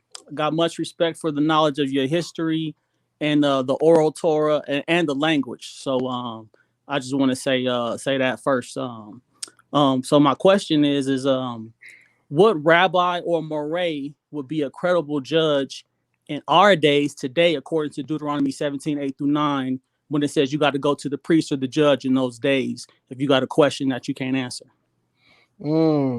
Like, is there any specific names? Yeah, we got rabbis in the community. We got Rabbi Fournier, Rabbi Capers Fournier. He's the first cousin of First Lady Michelle Obama. He has a congregation in Chicago called B'nai Zakin Ethiopian Hebrew Congregation. I've heard of him. Oh, okay. Absolutely. He's old school too. He comes from a school in New York that's called B'nai Zakin. He did his rabbinical training here in New York at the Israelite Rabbinical Academy. You also have Rabbi Shlomo Ben Levi, who's also here in New York. He lives in Pennsylvania, but his congregation is in Queens. It's in Queens. It's called Beth Elohim. And his father, Rabbi Shlomo Ben Shlomo, his father graduated Dr. Ben and gave Dr. Ben an honorary rabbi degree in the Israelite community in 1977. A lot of people don't know, before Dr. Ben joined Team Kemet, he was a student first in the Israelite community, and then he graduated eventually to become a teacher. But then, as we all know, he defected and went and became Team Kemet. But he was once a student among the Israelites. So Rabbi Shlomo's father was his teacher. So we have some rabbis. We have my teacher, Crown Prince Zuri Shaddai. He lives now in Florida, but he also is from Chicago and also the South. And he also resided in New York for many years. He's the teacher of Joel Judah, who's Zab Judah's father. The boxer Zab Judah came to my congregation, Shema Israel, in the early 90s, I think like 97 or 98. And they did a Sports Illustrated shoot. So, I mean, we got some powerhouse Israelites in the community that you definitely could bring matters of judgment to. If you want some numbers, hit me up on zionlex@gmail.com, and I'll put you in direct contact with these individuals. I know them all for many years. Okay, I'm familiar with Rabbi Shlomo Ben Levi. I was actually going to take one of his Hebrew classes, but some things have changed around and my time frames didn't work. So I appreciate that. So my next question is, it's the same kind of question in Deuteronomy 17 as far as the judge in those days. During New Testament times, and this would probably refer back to the Talmud or the oral tradition, who would have been the judge in the times of Jesus for the disciples, not the disciples, but anybody to go to see if he was legit as far as the Messiah while he was alive, or even after? The New Testament is very accurate on who those people were, and mainly on who the man was. So the New Testament mentions Ramban Gamaliel, or Rabbi Gamaliel, who was the teacher of Paul, right? And Rabbi Gamaliel, if you read the Talmud, this is one of the foremost scholars of the Talmud. He's one of the baddest Talmudic scholars. And remember, when the apostles were on trial, he gave a very eloquent, beautiful response on to how to deal with them. And he said in response on how to deal with them, he said, why are we bothered? I'm paraphrasing. Why are we bothered by their views? If this thing be of God, then it will succeed. But if it is not of God, it will not succeed. That's how Israelites should be moving right now, by the way. We spend so much time arguing over who's messianic and who's non-messianic. Here's the facts. If me being non-messianic is of God, it will succeed. If it is not God, not of God, it will not succeed. But the thing that we should be focusing most on the community is how to actually read and interpret the Torah so that we can apply it in our lives. That should be the focus. Now, our other views as it pertains to who the Messiah is, that's cool to venture into, but that is not pivotal for your salvation, because the Right. Torah is clear on what's needed for salvation. Abraham walked the earth with God and found salvation and never heard of Yeshua. So did Noah. So did many great men. King David, many great men walked the earth, found salvation, and never met the Messiah to come, as it were. So don't tell me that me knowing or meeting the Messiah is pivotal for salvation, because I could show you better. And I don't mean you, I'm speaking to the community. I could show you better that when we open the Torah is that which is needed for salvation. Now, when we talk about salvation of the world, yes, the Messiah is needed for that, because he's coming to judge the nations. But your own unique salvation, only you could do that. Messiah can't come to keep Torah for you. Only you could do that. Right, I agree. And the reason why I was asking the question is because I agree with the Acts chapter 5, talking about Gamaliel, being a doctor of the law in those times. And it's just curious to me that a lot of people wouldn't refer to his teachings if that's even how the New Testament placed him. Thank you. And a lot of people, don't subscribe to oral tradition. Thank you. But Thank you. I think Very they should good have. point. Yeah, I think they should have really looked into how he viewed things.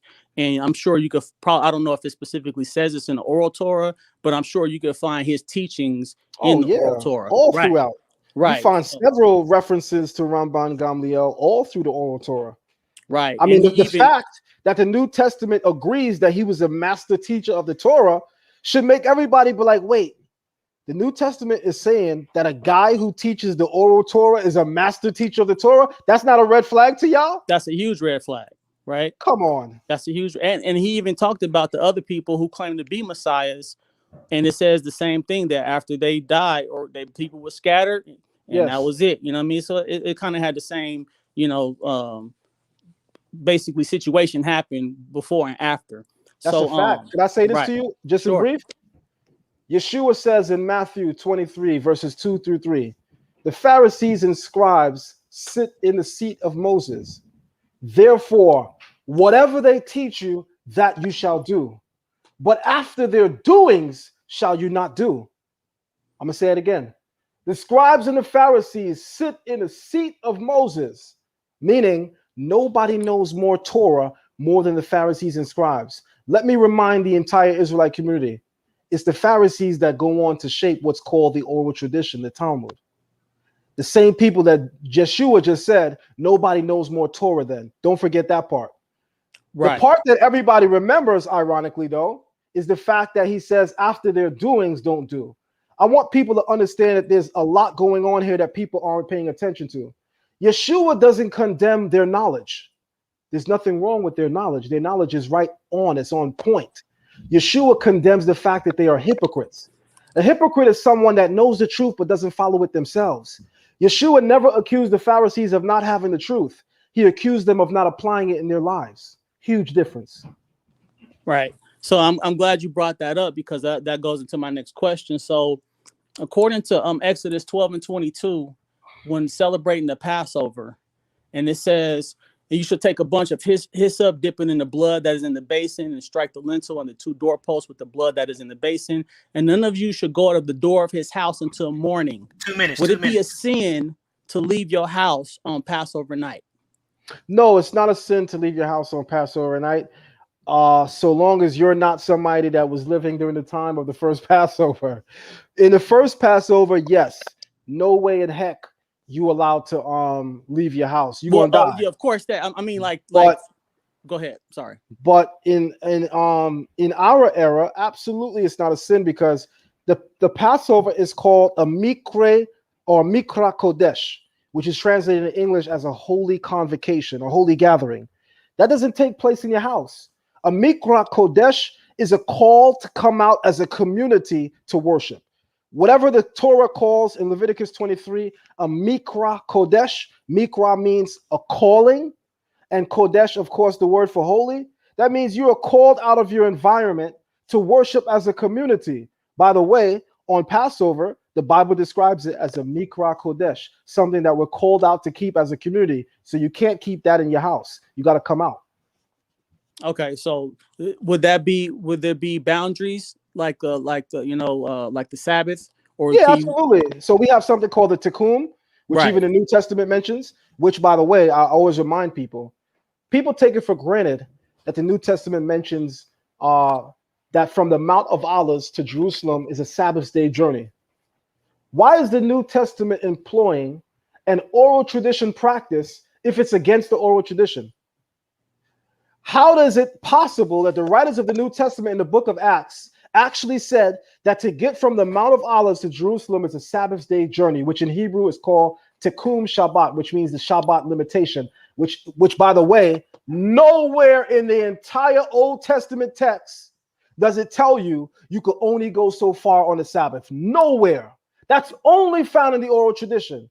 However, the New Testament brings out the oral tradition when it says to get from Mount Olives to Jerusalem is a Sabbath day journey. That means they acknowledge it. Why would they be acknowledging something that's off? This is taught in the oral tradition. This is nowhere explicitly mentioned in the written text. This is proof that the very writers and proponents of the New Testament actually kept the oral tradition. I can go through all of the Gospels and show you how Yeshua kept the oral tradition. I got lectures on that, by the way. All right. Shout out to Clouds of Torah. Actually, I think that was Davon Mays. I ain't heard his voice in a while. I think that's who that was. So if that was you, man, just want to say shalom to you, Ak, man. Definitely appreciate you coming on, asking your questions. We're gonna go ahead and move on. We're starting to clear out the backstage, so we should be getting through everybody, and then we're gonna try to make sure we can get to you guys as quick as we can. I'm not sure how much time Zion is gonna. If you don't mind, I want to address somebody in the comment. You know, wherever you go is always a troll, right? Right. I don't know who this young lady is, if it is even a young lady at all, because we know how YouTubers do. But RNO. Okay, hold on. RNO wrote in the Are you talking about this comment right here? yes, Jesus actually called the Jews who rejected him liars and sons of the devil in John 8. What is this man talking about? Yeah, and he also referred to them as being the redeemed of the Lord. And he also said that he came to save them and not Gentiles. So what are you talking about, young lady? You know, we try to get Arno to come on here plenty of times, man. I don't know why she won't come on, because she's came at us even on the Messianic side. I mean, she's come at. One thing I know, she goes on Garfield's channel too, by the way. One thing I know, and I think people shouldn't be so fickle to not realize, that is no lady, that's a whole man. A lot of these people be having the weirdest profiles to stop you from knowing who they are. That is a man. Trust me when I tell you, no lady, and that's clearly not the picture of whoever that is. Nobody would come and troll like that with that. Trust me. I mean, we gotta be slow as hell if we think that that's not a fake profile. It's a fake profile. Having said that, you should regard the questions in the comments as fake as well, because it's just trolling. All right. So let's go ahead. Let's move on. Mikael, I do see you backstage. Let me try to get these other people. Oh, came on. All right. You want to take her now, or because I mean we got other people that's been waiting. She actually jumped on. He or she, whoever this person may be. Let's get it in.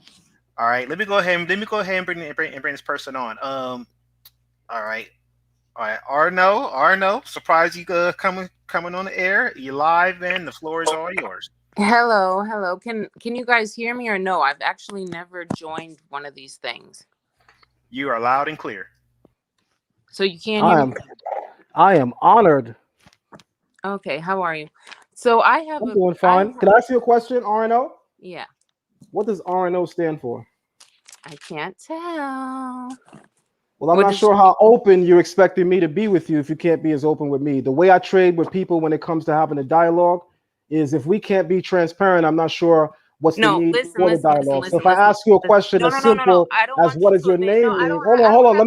Let me Did you finish. Let me ask? finish. Did you ask Hold on, hold everyone on. Let else me that finish. Let question? me finish. Let me Did you finish. ask Let me everyone else finish. that I didn't question? need to. Did I you? didn't need to Why? because Why? everyone's name represented what they are. Your name is clearly an acronym. And if it is not an acronym, I have the right as the guest. You are not the guest. I have the right as the No. guest to ask who I'm speaking with. If you Oh, can't answer a I'll simple tell you question, who I hold am. I'll on, I'm tell not you. finished speaking. Hold on, Okay. I'm not finished speaking. Yeah. If you come on to respond to something that I said, I have the right to ask who I'm speaking with. Oh, If your you're name is speaking with a unintelligible, person, sir. if your You're name is speaking with a I'm not finished. person. I'm not Don't be finished. scared. I'm not Don't be finished. scared of I'm my not finished. questions because you're I'm not. trying to evade me. Oh, Don't go be ahead. Go ahead. scared. Go Don't be ahead. Let's scared. have some fun. All right, Go let's ahead. have some fun. I'm going to ask you a question about Genesis 31:13. What are your thoughts? And I'm sincerely asking, I'm not trying to be a jerk. What are your thoughts on the angel of the Lord stating, I am the God of Bethel? I can't hear you. Hey Zion, you muted. You muted. Or something happened to your mic. We can't hear you. Can you hear me now? Who got muted? Me? Okay, now you good. You good now. All right, go ahead. Brother Gabbar, are you there? So now his mic is acting up. That's real funny. Can you hear us? Brother Gabbar, I'm here. Can you hear me? Yes, you all good now. You all good. Go ahead. Okay, so what I'm saying to you is I've asked her a question. She's not going to come on here Sir, as a sir, non-guest and sir, dictate the flow of the sir, questions. sir, You're going to sir. answer my You're question or we're not evading going me to have a because you're dialogue. real nervous. Because you're real nervous. I don't have All to right. tell you my name. Gabar, I Gabar, don't have to you tell you could my name. you could you could leave this young lady alone because if she No, doesn't you're want to be scared. transparent, You don't I want don't to waste answer my the time. question. That's okay. You can say that. That's typical. That's typical All of a. right, all Let me right, hold on, all right. Gabar. Let me say this. Since I am your guest, I should be allowed to speak my mind. Let me Yeah, go say ahead. this. I am 41 years old. In a couple of months, I'll be 42. You're not going to bait me into a dialogue, and you can't even say your name. Secondly, you're sure enough not going to tell me I'm scared as a way of evading to answer my question. I am not scared to have a dialogue with you, but there's a certain respect level that people should have when they have a dialogue. And as far as I'm concerned, you are a nobody. And you simply being on the same screen with me is giving you light.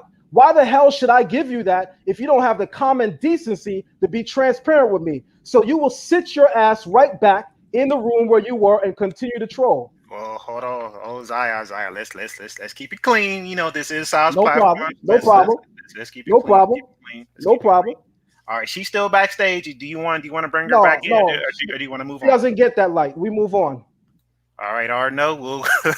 We'll Re- try again next time, man. The same Respect is channel. a All right. two-way street. If you let me say this to you, brother Gabar. Respect is Yes, a two-way street. I simply asked her her name, and she got defensive. She cut me off. We're not playing that game at all. So the way I dialogue with people, and I mean everybody that came on, even those that disagreed with me, we were able to have a amicable dialogue. The reason why there was no need for me to ask anybody their name because I recognize everyone's name. I was even telling some of the people what their names meant in Hebrew, which means I'm actually curious about people's names.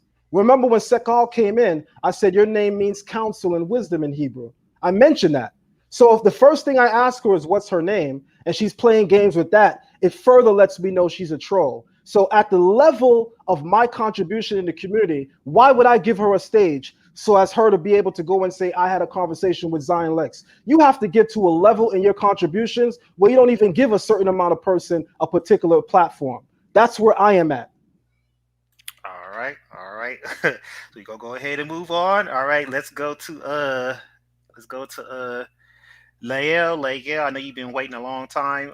You go ahead and unmute yourself. You're live on the air, and the floor is all yours. Yo, shalom, Ak. Yes, Mori Avdeel, shalom, man. You've been going in with Shalom, shalom. your lessons, man. I had to big you up the other day. I mentioned about the sister in the UK that you had to tell off. But I'm gonna tune in with your Hebrew classes and your Torah classes real soon. But what I was gonna say is, I was gonna ask. I had a couple questions in mind, but I thought, let me ask about Zechariah chapter 12. I think it's verse 8 speaking about at that time the weak will be as David and the strong will be as Elohim.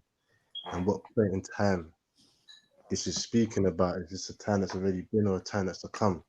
Because I have my opinions on it and understanding, but I wanted to see what you're saying for you. Sorry, what you understand about that. Specifically Zechariah 12:8, you said, on that day the Lord will protect the inhabitants of Jerusalem. On that day, even the weakest among them will be like David, and the house of David will be like God, like an angel of the Lord before them. On that? Cain. All right, so what are you specifically asking me? I was asking, what is this something that's occurred already, something that's due to occur? Oh, And so I don't believe that this was fulfilled. I don't believe that we've seen this come into fruition or come into materialization. I don't believe that we've seen this manifest in historically as yet. I think that this, along with many of the prophecies in Zechariah, they pertain to a particular messianic period where many of these things will come into materialization or fruition. Torah. Okay, I just wanted to be sure I'm understanding correct, man. Thanks for the edification, man. Good to see your growth in your journey. I can't lie, I'm seeing you getting onto them comedic clowns, but moving forward and creating peace. So praise the Most High. You're very well. Shalom, Aki. I appreciate that. Shalom. All right, Leia, definitely appreciate your time. Thank you for coming on. We're gonna go ahead and move on to the next person. Arno says she wants to come back. She's actually waiting backstage. Let's get the rest of these people because they've been waiting a while, and then we'll see how Zion is feeling. He is the guest, so those for you who come on, if he has the power to say he wants to move on, okay, so that's how the hot seat works here on Debate Talk for you. If he wants to cut your time short, he has the power to do that. All right, so let's move on to the next person. Let's go to Lou. Lou, you're live on the air, and the floor is all yours. Yeah, hello? Yes, Hello? sir. You're live on the air. Yes, sir. You're live on the air. Yeah. All right. I got a question. Correct me if I'm wrong. You said Hebrew was the first language? I said Hebrew is the oldest language. Absolutely. Oldest language? Yes, And sir. where does this language come from? Well, if it's the oldest language, it wouldn't come from anything because it's the oldest language. Okay, and that one Hebrew progenitor called Eber, did he speak Hebrew? I don't think anyone called it Hebrew during that time, but he spoke the language that we're calling Hebrew. Absolutely. Okay, why is it people saying that well, the Hebrew language or the Hebrew culture came from that one guy called Eber? I don't know why people are saying that. I definitely don't say that. Even before you have Eber, you have the Akkadians, right? The Akkadians go back to 2300 BC. Even the Sumerians go back to 3500 BC. If you examine the Akkadian texts and you examine the earliest Sumerian names for the city-states, you will find that they're all Semitic and that they can be classified as an Eastern Semitic language closely related to what we're describing as Hebrew. So yeah, in that sense, I regard Hebrew as the oldest language. Absolutely. Oh, okay. And well, I heard you had a debate on Sinetta with this other guy about the Arcadian or Samaritans on where civilization started first. Yes, sir. On which side of that area did the civilization started first?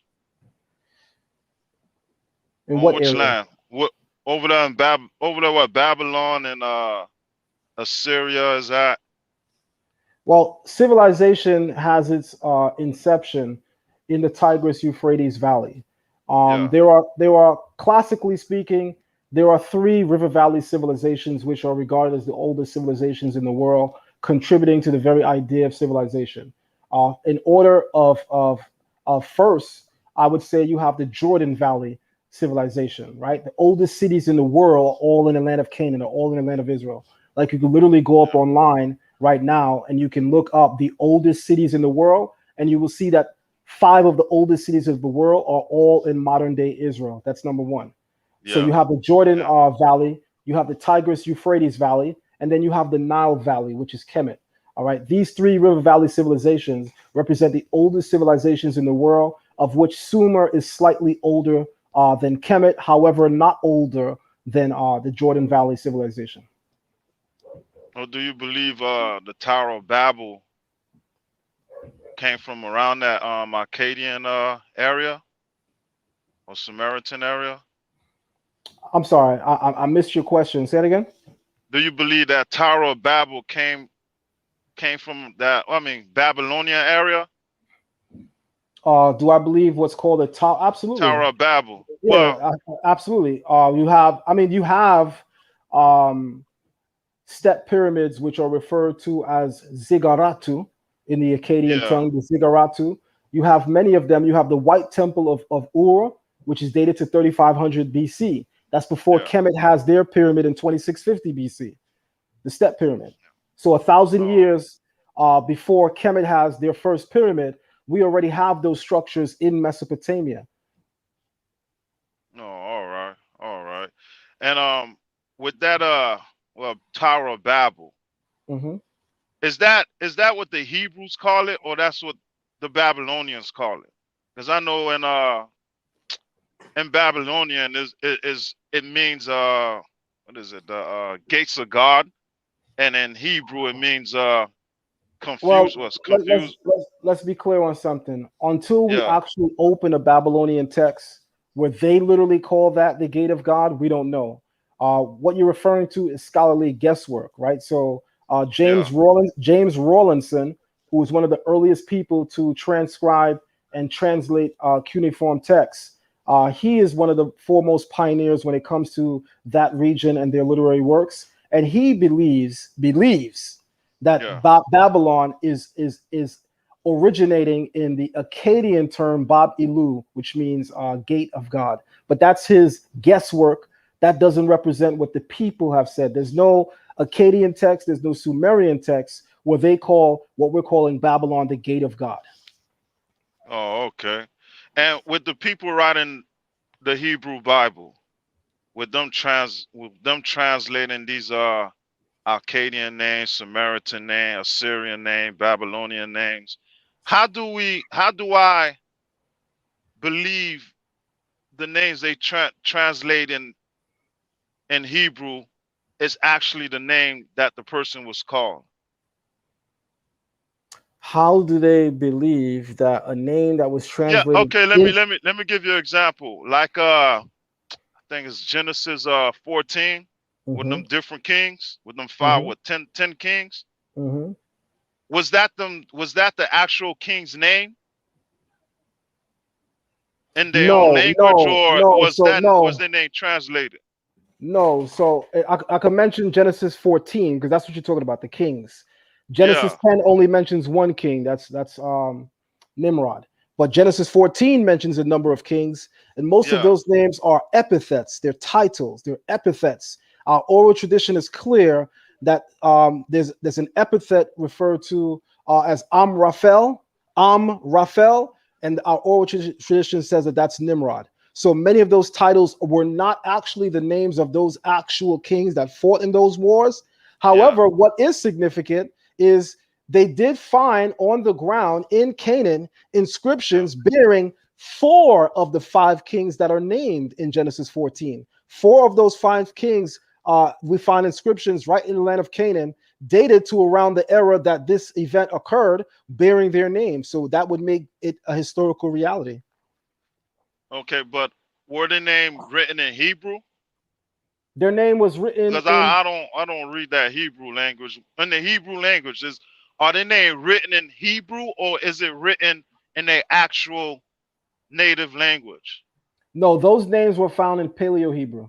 So Paleo I don't Hebrew? I don't I don't really regard Paleo Hebrew as our oldest script, but I certainly do regard it as a Hebrew script. I just don't regard it as our oldest script. So yeah, you can find them in Paleo Hebrew. Oh, okay. All right then. All right then. That's all I got. Thanks. Okay, to brother Gabbar on the comeback now. If the young lady would like to, or older lady, I don't know where she stands. There's not much information, but if she'd like to join, I'm all up for it. But again, my thing is, it's a respect thing. If you're coming on the show to have a dialogue with me, the least you could do is be able to answer my question as well. If I'm gonna be asked to answer a number of her questions, which I have no problem of doing, she should at least be amicable enough to answer a simple question like, what is RNO? If we can't, and even the comments, y'all scared, it kind of shows you the maturity level. But I guess the Israelite community likes this kind of stuff for entertainment. So if you guys want to see it, I guess we'll do it. But it's clear at this point that the community is not really interested in scholarship, because you can just tell that this is immaturity at its best. But for the sake of entertainment, y'all know I'm with all the smoke, so let's let her in. She don't gotta say her name. She can ask her question, but all I ask is that we have a respectful dialogue, because if she turn up, I'm gonna turn up as well. All right. Let's do this. Hang tight, because she got off, but then she just came back in. So Arno, hang on. We got two people that have been waiting. No. I'm not gonna answer another question until she jump in. You want to bring her in now? You want to just get Let's this over? Bring her in now. Let's get it in. All right. So everybody else that's back there, stand by. We're gonna get you on. Let me go ahead and get her back in. We have a saying: be careful what you ask for. So if she right. want to speak to me, let's get it in. All right. Arno, here you go. You're live on the air. I'm going ahead and start your time and give you 10 minutes. Your time starts now. Okay, wonderful. Can you guys hear me? Hello. Mr. Zion, can you hear me? Loud and clear. Okay, that's wonderful. So my first question would be Genesis 31:13. The angel of the Lord is speaking to Jacob, and he identifies himself as the God of Bethel. What are your thoughts? He identifies himself as the God of Bethel. Mind you, Genesis 28 tells us Bethel is where Jacob worshipped Yahweh. So your thoughts? Okay. So when the text mentions that this is the God of Bethel, it is mentioning it when in synchronicity of the fact that this is where the Creator previously revealed himself to Jacob. As we know, there's already an account in the Bible where the Creator had an encounter with him there. So when he says there that this is the God of Bethel, he's referring to the idea that they had a previous encounter. This is who you encounter. The reason why that needs to be said is because of cultural context. A lot of people believed that the gods, quote unquote, of the world, they only had power or sway in particular regions. So by him emphasizing that this is the God that revealed himself to you there, he's emphasizing that I am beyond the vastness and space of these local, quote unquote, gods, these lesser gods worshipped by the nations. I am the true and the living God who rules the whole world, because it was the consensus of the world of antiquity that gods only had sway in the regions that they govern. Right. But the uniqueness of the God of the Bible is that wherever he reveals himself, he dominates and has power. Right. Yes. So you do understand that Yahweh sent the angel of the Lord. So the angel of the Lord, there's a distinction there. He's Yahweh, yet not the Father. That's when you say the angel of the Lord. Can you just remind me, because I want to make sure we're talking about the same thing. Are you still in Genesis 31:18 when you're making this comment? I'm in Genesis 31. It starts at 11, and it says, in the dream, the angel of the Lord, or the angel of God, said to me, Jacob. And I said, here I am. And he said, look up and see all the males mating with the flocks and the streaks spotted, speckled. As far as I have seen, Laban has been doing for you. I am the God of Bethel. He is proclaiming. He's the angel of the Lord speaking. Mind you, the angel of the Lord is sent by the Lord, but he is proclaiming that he is the God of Bethel. So ancient Jews recognized the plural nature of God. Prior to Christ, they knew this. And this is one of the examples of that. Oh, so that's your question. Because I wasn't sure where you had a question, because you were just making a general. No, I asked you your take of it, though. Like, do you recognize that? Well, you asked me. Well, I'm asking you, do you recognize it? You asked me what was going on here as it pertains to God revealing himself at Bethel as the God of Bethel. You did not add God, the angel of the Lord. That's the all right. So the angel of the Lord revealing himself as the God of Bethel. So that's clear throughout the Bible that the name of God is in his messengers. That's even clear when the Creator speaks to Moses. He tells Moses, he cautions Moses to caution the people that they must beware of the angel of the Lord that encamps before them, that my name is in him. Right. Angels appear in the angels appear in the Creator's name. This is why we find all of the theophoric references to angels having the suffix El or even Yah in their name. We find Yeah. this. So we understand that they come in the name of the deity. So I'm not sure what's the heart of your question. Maybe you could give me more backbone. The heart of the question is, I'm sure you know that angel in Hebrew and in Greek just simply means messenger. So this is a messenger from Yahweh. It's not, it's a distinction between the Father. It's not the Father. This is a messenger from Yahweh who is proclaiming to be the angel of the Lord. I mean, Okay. who's proclaiming to be the God of Bethel. Mind you, Bethel is where Jacob worshipped Yahweh. There's people asking in the chat room the same question. I'm wondering, what's the heart of the question? Like, what's the point? The What are you part of the comparing point, what are you comparing and contrasting? the point of the question is that God has revealed himself in the Old Testament to have a plural nature. This set the stage for Jews such as John to write the Gospel of John, identifying Jesus as, and Jude as well, the angel of the Lord, and John identifying him as the word of the Lord, such as in Ezekiel, such as the word of the Lord who appeared to Abraham. This is Christ. This is who this is. So this is a great question. I'm glad you came on, RNO. Maybe we could have had a more amicable beginning had I sensed where you were coming from. So let me say this to you. All right. I don't think you're familiar with my work, because if you're familiar with my work, you would know that on this topic, there's really no disagreement so far, insofar as I for one teach that when you look at some of the older texts, such as mainly the Aramaic text. I recently did a lecture on this on my YouTube video, by the way, entitled The Oral Tradition View on Yeshua and the New Testament. In that video, I point out that everywhere you read in the Aramaic earlier text, such as the Targum of Yohanatan, everywhere it says in the biblical Masoretic text, and God spoke, in the Targum of Yohanatan ben Uziel, it says the word of the Lord spoke. Mm-hmm.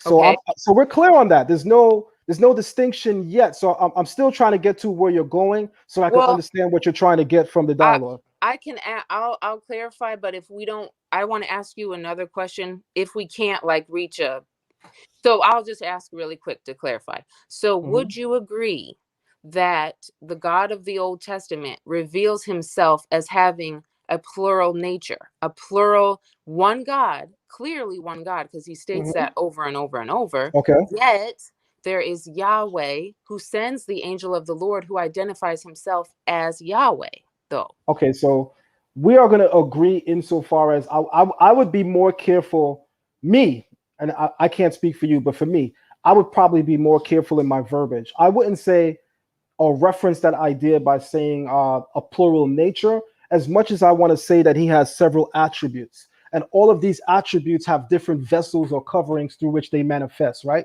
So we have even the term malak can be a vessel that the Creator reveals himself in the world through, right? All of the titles and attributes of the Creator are clearly multidimensional, are clearly plural. But as you pointed out, he's still clearly one. Yet, because of the idea and circumstance of polytheism, I think that when you speak generally of the Creator having a plural nature, people might get that confused with polytheism. So I kind of stay away from that particular verbiage so as to not tread close to those lines. But I understand where you're coming from to the extent that we are actually in agreement. So I now want to say to you in response, RNO, ain't nobody scared of you. I'm not scared of you either. You just came at me Okay, crazy. but you don't have to be scared of me. I just wanted to know your name because I'm a lover. I'm a lover of. I know you're not familiar with me, but I'm a person that goes deep into language, right? I teach hieroglyphs. I teach biblical Hebrew. I teach biblical Aramaic. Everyone that came on previously, I inquired to an extent about their name. So the moment you came on, I inquired about your name. That's all. But if there was something I said against you, I want to be the first to tell you I apologize if there was an offense there. Thank you. And I apologize if I came off like a little brat. Can I ask you another question very fast? Absolutely. Okay, so someone was, it just blows my mind, the statement made that Jesus did not come for the Gentiles. Mm-hmm. Okay, let's examine a few things. Let's Wait, look first, you should know who you're speaking to, because I don't teach that. But you did, maybe I misheard, but you said, didn't you say the Messiah said he came only for the Jews? Did you not? I said that same person said that he came for the house of Israel, but I am not against the idea that salvation is for everyone. You see, what people have to realize is we got to stop putting Israelites in this this box, like we all think the same thing. I come from the oldest Israelite community, which just follows the Torah, and we teach that salvation is for all of humanity. Israel was chosen to bring salvation to all of humanity. Of course, the Gentiles receive salvation, even to the extent that when you open up Isaiah says in response to this question, let not the eunuch speak saying, I am a dry tree, and let not the foreigner speak, I am not of the Lord's people, because even to them, I will give names and stations greater than homeborn. So what I want to say is, be careful who you're speaking to in the Israelite community when you just jump in a dialogue, because not all of us follow the shouting nonsense that people are doing on the street corners. Yeah, point taken. So can I ask you another question quickly, really fast? Go ahead. All right, so Isaiah 49. Mm-hmm. Okay, so it starts off, I'll just ask the question. So would you understand this to be referring to the servant being the Messiah? And then give me a verse so I could pull it up with you. You said Isaiah 49, but give me a verse. We can start, well, it could be 1 through 6 or 1 through 7. Really more like 3 through 7. That would be the focus. Isaiah 49. Okay, would you like me to read it? 7. You can. Okay. He said to me, you are my servant, Israel, in whom I take glory. But I said, I have toiled in vain and used up my strength for nothingness and naught. However, my judgment is with the Lord, and the reward for my accomplishment is with my God. And now, Lord, who formed me from the belly to be a servant to him, God, and now, Lord, who formed me to said, I should return Jacob to him, so that Israel would be gathered to him. So I was honored in God's eyes, and my God was my strength. He said, it is insufficient that you be a servant for me only, to raise up the tribes of Jacob and to restore the ruins of Israel. I will make you a light for the nations, so that my salvation may extend to the ends of the earth. All right, Arno, that was your time. I'm gonna go ahead and let Zion respond to that quickly, and then we got a couple more people that haven't been on yet, and then from there we got some people who wanna come back.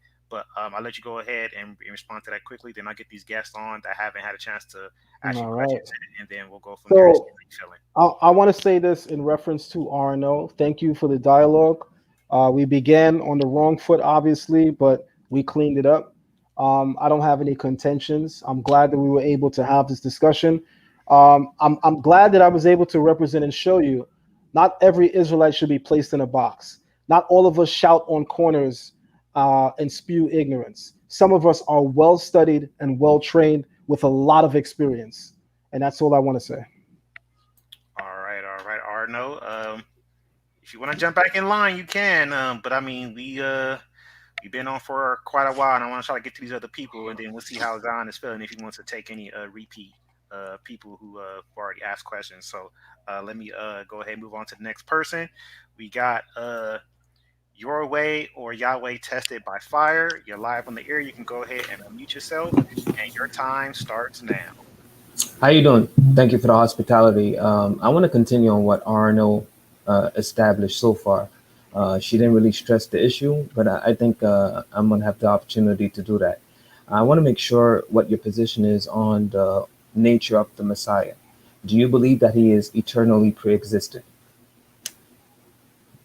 No, I don't believe that he's eternally pre-existent, but I do believe that he pre-exists our world. Okay, so how about this? How about because Matthew 16 establishes that uh, there's one confession of faith that determines who is the true church. Peter asked him, "Who?" Jesus asked Peter and his disciples, "Who do you say the Son of Man is?" And they responded, and Peter responded, "You are the Son of God, the Messiah." And Jesus responded, "Blessed are you, since flesh and blood has not revealed this to you, but the Father in heaven. And on this will I build my church." So I hope I will be able to establish whether or not you are of the same confession of Peter. For example, the title Son of God is qualified as per John 1:18, the one who is in the bosom of the Father, of the same essence.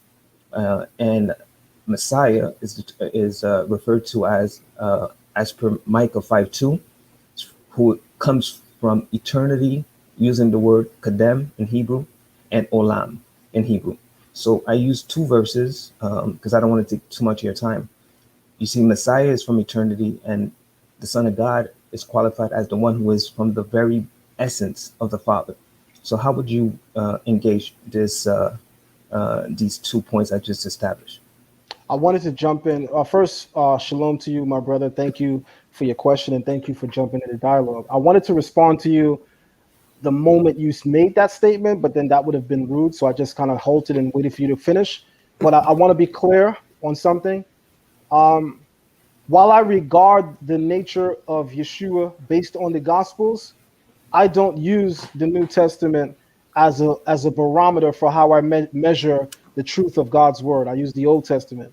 So if you can, if there's an Old Testament reference to the point that you're trying to make, which there are several, we could definitely go there. But I really wouldn't use any of the New Testament writings or sayings to make viable any ideas that I have on this topic, because to be honest, as everybody could tell you, I stand on the Torah, on the Old Testament.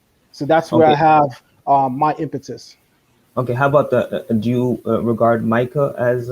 Absolutely, absolutely, absolutely. So how about Micah 5:2? And I'm gonna provide another verse. I'm just gonna see how you respond to Micah 5:2, which says he is from Kadam Hmm. and from Olam, which is Hmm. only ascribed So to Yahweh. To make it clear, when those two words are used, it's only stressing the point that he is from eternity. So how would you respond to that? we're in agreement. I'm not sure if you saw some of the earlier dialogue that I had, but this question came up in brief earlier, and I made it clear that the oral tradition, which I follow, our oral tradition, the oral tradition of the Bible, it says that there are 7 things created before our world comes into existence, and one of those 7 things is the name of the Mashiach. And then, as a source of that, the oral tradition comments on the book of Micah, chapter 5, the same verse you quoted. So I am clear on the idea that the Messiah precedes our world. We're clear on that. But one thing we still have to be clear on is that he is not the same as the Creator, and he is not the Creator. The fact that he precedes our world does not mean that he is the Creator or he is even like the Creator. There is no one or no thing like the Creator, and there is no one or anything that has an existence like the Creator. And the Creator's name is a testimony to that, right? The Creator's name in Hebrew is Yod, Yod Hey Wad Hey, right? The Tetragrammaton, right? And the root of the Tetragrammaton are these letters: Hey, Yod, Hey, Hayah, right? Hayah is the Kal stem, right? One of the 7 major Hebrew verb stems. It's the Kal stem to exist, right? And it's the past tense. The Creator's name is a conglomeration of the past, present, and future tense of the verb to exist, which is Hayah. Hayah means he exists, he existed. Howe in Hebrew means he exists, present tense. And Yiye means he will exist. So the Tetragrammaton is a composition of he was, who is, who shall be. He whose existence is truly or can truly be said to exist. Nothing truly exists in this sense. Everything in existence is dependent upon the will of the creator. The creator, unlike anything in existence, his existence is not dependent upon anything created. But everything created, its existence is dependent upon him, even the Mashiach. The Mashiach's existence is dependent upon the creator. So even the Mashiach could not perfectly be like the creator or certainly be the creator. So while we agree that the Mashiach pre-exists this world, he does not pre-exist in the sense that he's one with the creator, like the same thing, or far be it, or God forbid that he is the creator. Okay, I just like to respond to that. Micah 5:2 makes it clear that it's not the name that is from eternity, Olam and Kadem, but instead the person. The person is from eternity. But how about I go to Deuteronomy 4? By the way, we don't disagree on that. Okay, so we agree. Okay. What I referenced was coming from the oral tradition, where the oral tradition says 7 things were created before our world, and one of those things is the name of the Mashiach. And I said, in commenting on that, the oral tradition opens up the book of Micah, where it says that he exists, he existed from of old, from before this world comes into existence, right? So I teach biblical Hebrew, right? So having said that, we're clear that Micah is not referring to the name, it's referring to the person. There's no contention there. I'm just telling you what the oral tradition said. Okay, how about I finalize with this? Because I want to establish the 3 persons of the Godhead.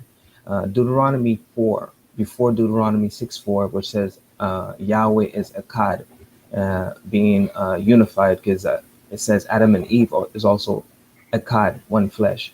So when it says in Deuteronomy 4, verse 12, which says Yahweh spoke from the midst of the fire, and it says in verse 33 that the voice of Yahweh spoke from the midst of the fire, and then it says in 39, it says Yahweh spoke from heaven. So we have 3 persons speaking here. The voice of Yahweh being the Holy Spirit, as per Genesis 1:2, compared to Psalms 29, which says the Spirit of Yahweh is Yahweh.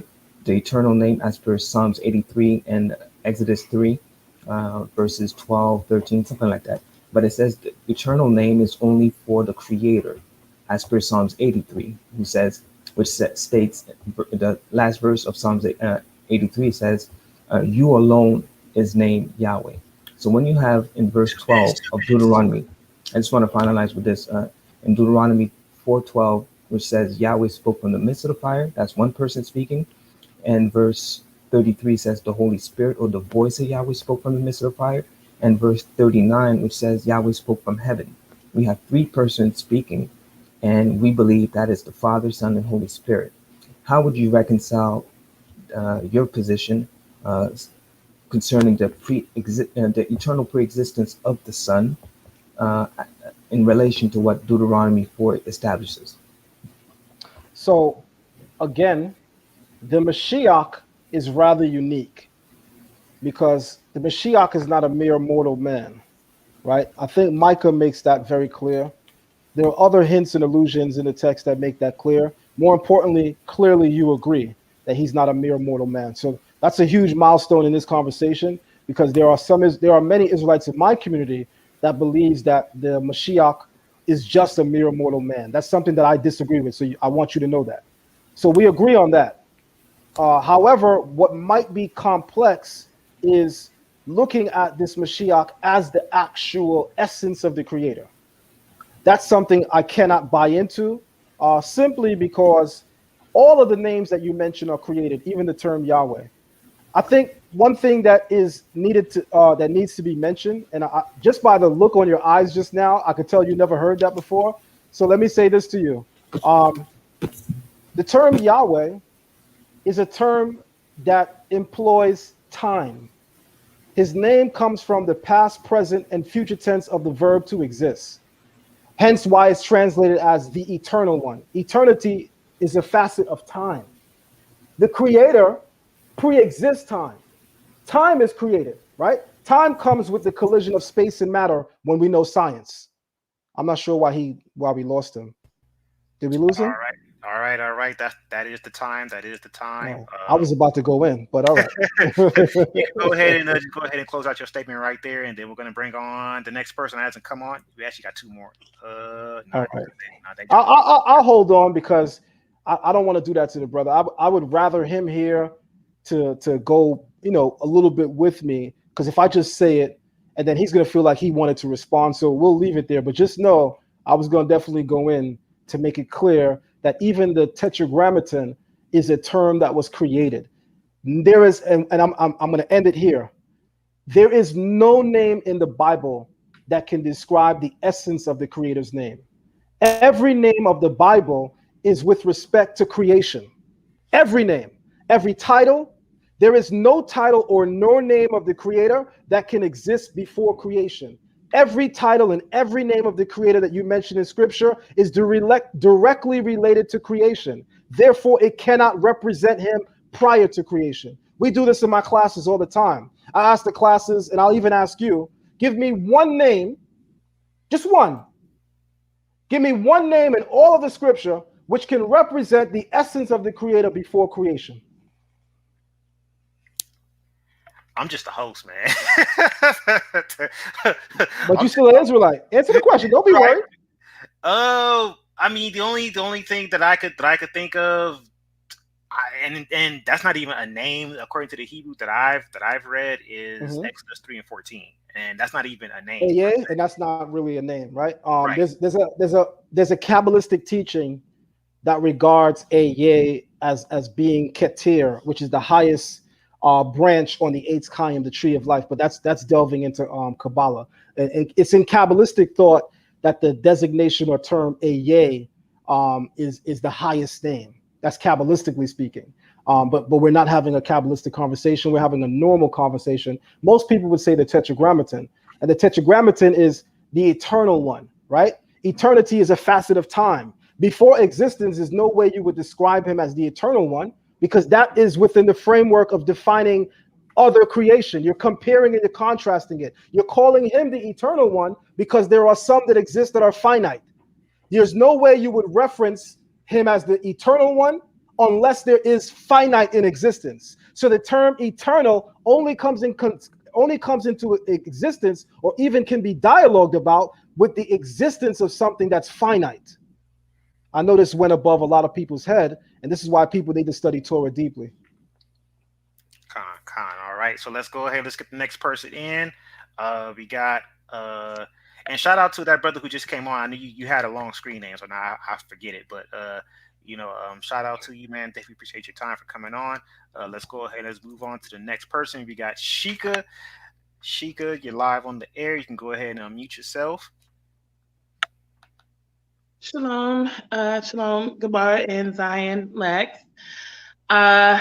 I just have one question. I think we talked about this on your page one time, Zion, but I know your position about the oral Torah and the two Messiah system and how that went into the New Testament.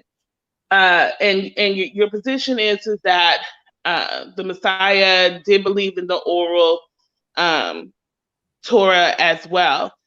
At sometimes we do see him go or push against the oral Torah, like in Mark 7, where he says, where he's accused of not washing his hands, and he's like, it's not what goes in your mouth, it's what comes out that defiles a man, right?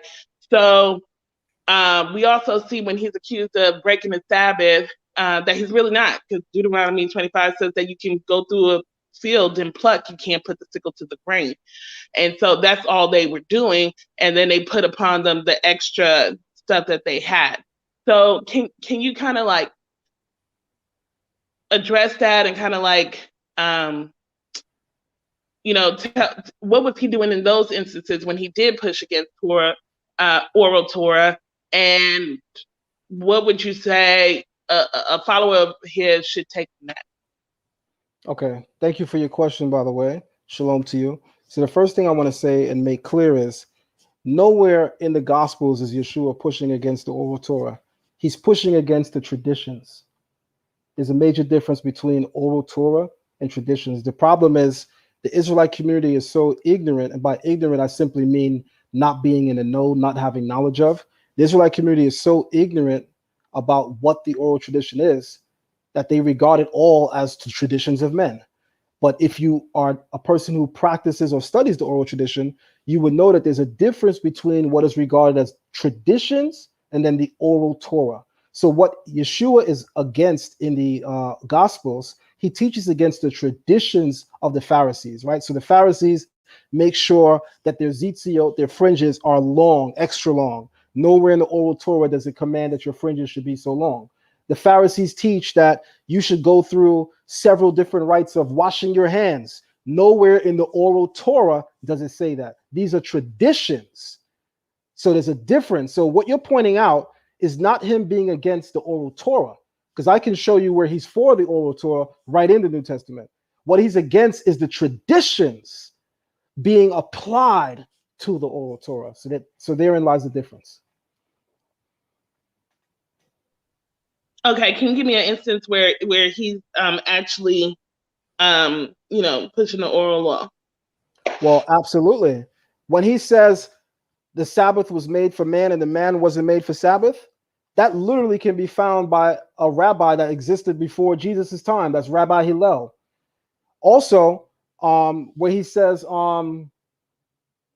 in his entire Sermon on the Mount, there's people in the chat room right now on YouTube. I'll mention Yirmiyahu Yehuda, who's a Messianic Israelite, but is also a teacher in my Torah class and a teacher in my Hebrew class. He could tell you that we pull up Matthew 5 through 6 live in class, the Sermon on the Mount, and we show where Rabbi said everything Jesus said before he was born, and it's recorded. So we know that he's not against the oral tradition if he's teaching it. The entire Sermon on the Mount can be found stated verbatim. Most of you already know that about 35% of the Sermon on the Mount is simply quotations from the Old Testament. The remaining 65% is from the oral tradition. And in my classes, we show how line for line, everything that Yeshua says on the Sermon on the Mount is either coming from the Old Testament or the rabbis of the oral tradition, which come even before his time. Here's another thing. The Bible records that he taught in the synagogue on the Sabbath, and it says, as was their custom. The oral tradition teaches that you have to be in the synagogue on the Sabbath teaching. And notice the New Testament says, as was their custom, which he followed. So clearly he kept the oral tradition. Okay, thank you.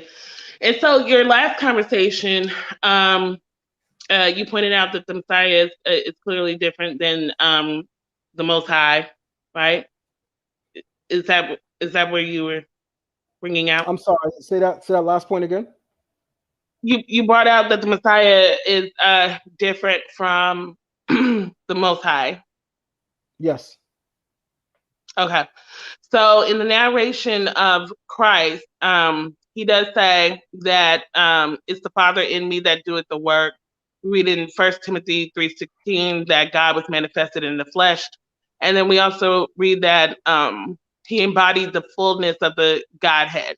Now, I know you don't subscribe to Yeshua as like the Messiah, but would that be any indication, like if you did, any indication that the Father is definitely involved with what the Messiah is doing?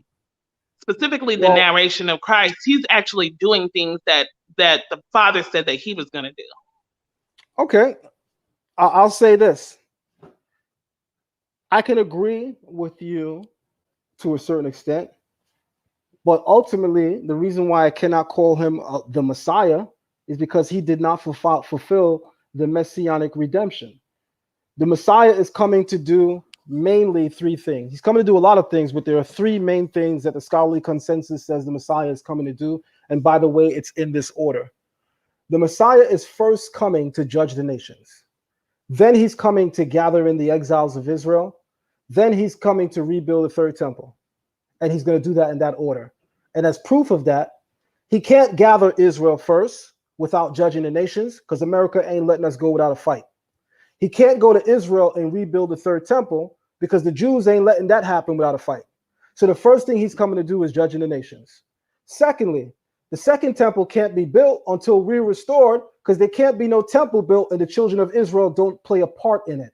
So we have to be restored before the second temple is built. And then the last thing he's coming to do is, the third temple is built. And the last thing he's coming to do is rebuild the third temple. So the three main things the Messiah is coming to do, Yeshua did none of. He did not judge the nations. He did not gather in the exiles of the children of Israel from our diaspora. In fact, we didn't even go through the transatlantic slave trade yet. Also, the third temple has not been built. So because he did not fulfill those main criteria, it is for that reason that people say they are Torah only, do not regard him as the Messiah. To lastly note this, another proof of Yeshua in the oral tradition are some things that are obvious. Yeshua taught resurrection. A lot of people don't know the book that they think that they know. And by that, I mean New Testament.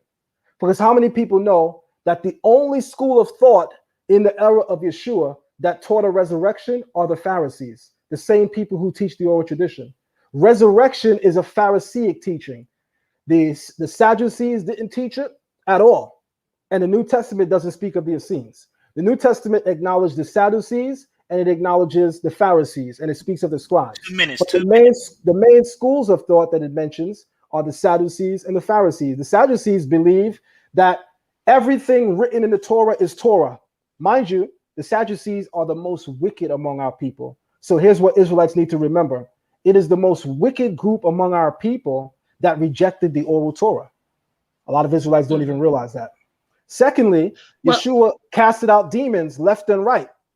The Pharisees in the oral tradition goes heavily into the casting out of demons. So the very style of Yeshua's teachings and the contents are the same things taught in the oral tradition.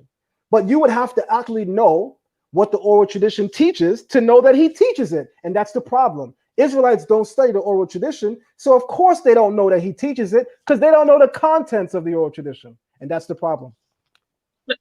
So in your lecture, you stated that in the two Messiah system that Messiah Ben Yosef would come if Israel was not righteous enough, and he would come sitting on a donkey. Did Yeshua fulfill that? The oral tradition says if the people are not worthy, he would come as a humble man on a donkey, and that would be Mashiach ben Joseph, the one who was slain. The oral tradition says, but if the people are deserving, he would come as the clouds with the clouds of heaven, with the thickness of the clouds of heaven. Now, the fact that the New Testament says that that's how he came, that can't be a defining moment for why I call him the Messiah. Because let's say he did ride a mule. Okay. Did he rebuild the temple? Did he judge the nations? Did he gather in the exiles? Should I respect his messiahship because he rode on a mule? Or should I respect his messiahship because he fulfilled the main criteria? All right, Sheikah, definitely appreciate your time for coming on. We got one more person that we got to bring on, and then from there, we see how Zion is feeling if he wants to bring back any of the repeat people, okay? By the way, Gabbar. Yes, sir. I keep telling Sal, he's going to have to find some new fire, man, because it's always cold in here. This is not the hot seat. Y'all got to find some harder questions, or I don't know. All right. Well, let's go ahead. Let's bring on one of the other co-hosts that's actually on the platform. We're gonna bring in the Orthodox Moore, live on the air. Shalom. Shalom, fam. Peace to the platform, peace to the panel, and peace to the chat. How y'all doing? All right, man. You already know how it goes down. We're gonna give you 10 minutes. The floor is all yours. Yeah, I doubt I'm gonna use it all 10 minutes because it's not even. I'm not even trying to make it really like hot seat. I just got a couple questions because me and the brother have a similar interest. We both take interest in the Exodus. This is something I debated last year, and I noticed that we both take the same timeline in the Exodus. We both take like the circa 1540, 1550 kind of timeline and whatnot. However, I noticed that we take two different pharaohs. I take a pharaoh Apophis, and I noticed that you seem to take Akhmos as the pharaoh of your Exodus, right? I'm not sure what video you watch, but I don't believe that Akhmos is the pharaoh of the Exodus. Okay. So who do you believe the pharaoh of the Exodus is? That could be a number of pharaohs. You have Tutmos III, who can be a candidate, especially when you're talking about the year that I accept, which is 1446 BC, not 1540. Ah, You have okay. Tutmos III. There are some people that believe it could be Haramheb. I disagree.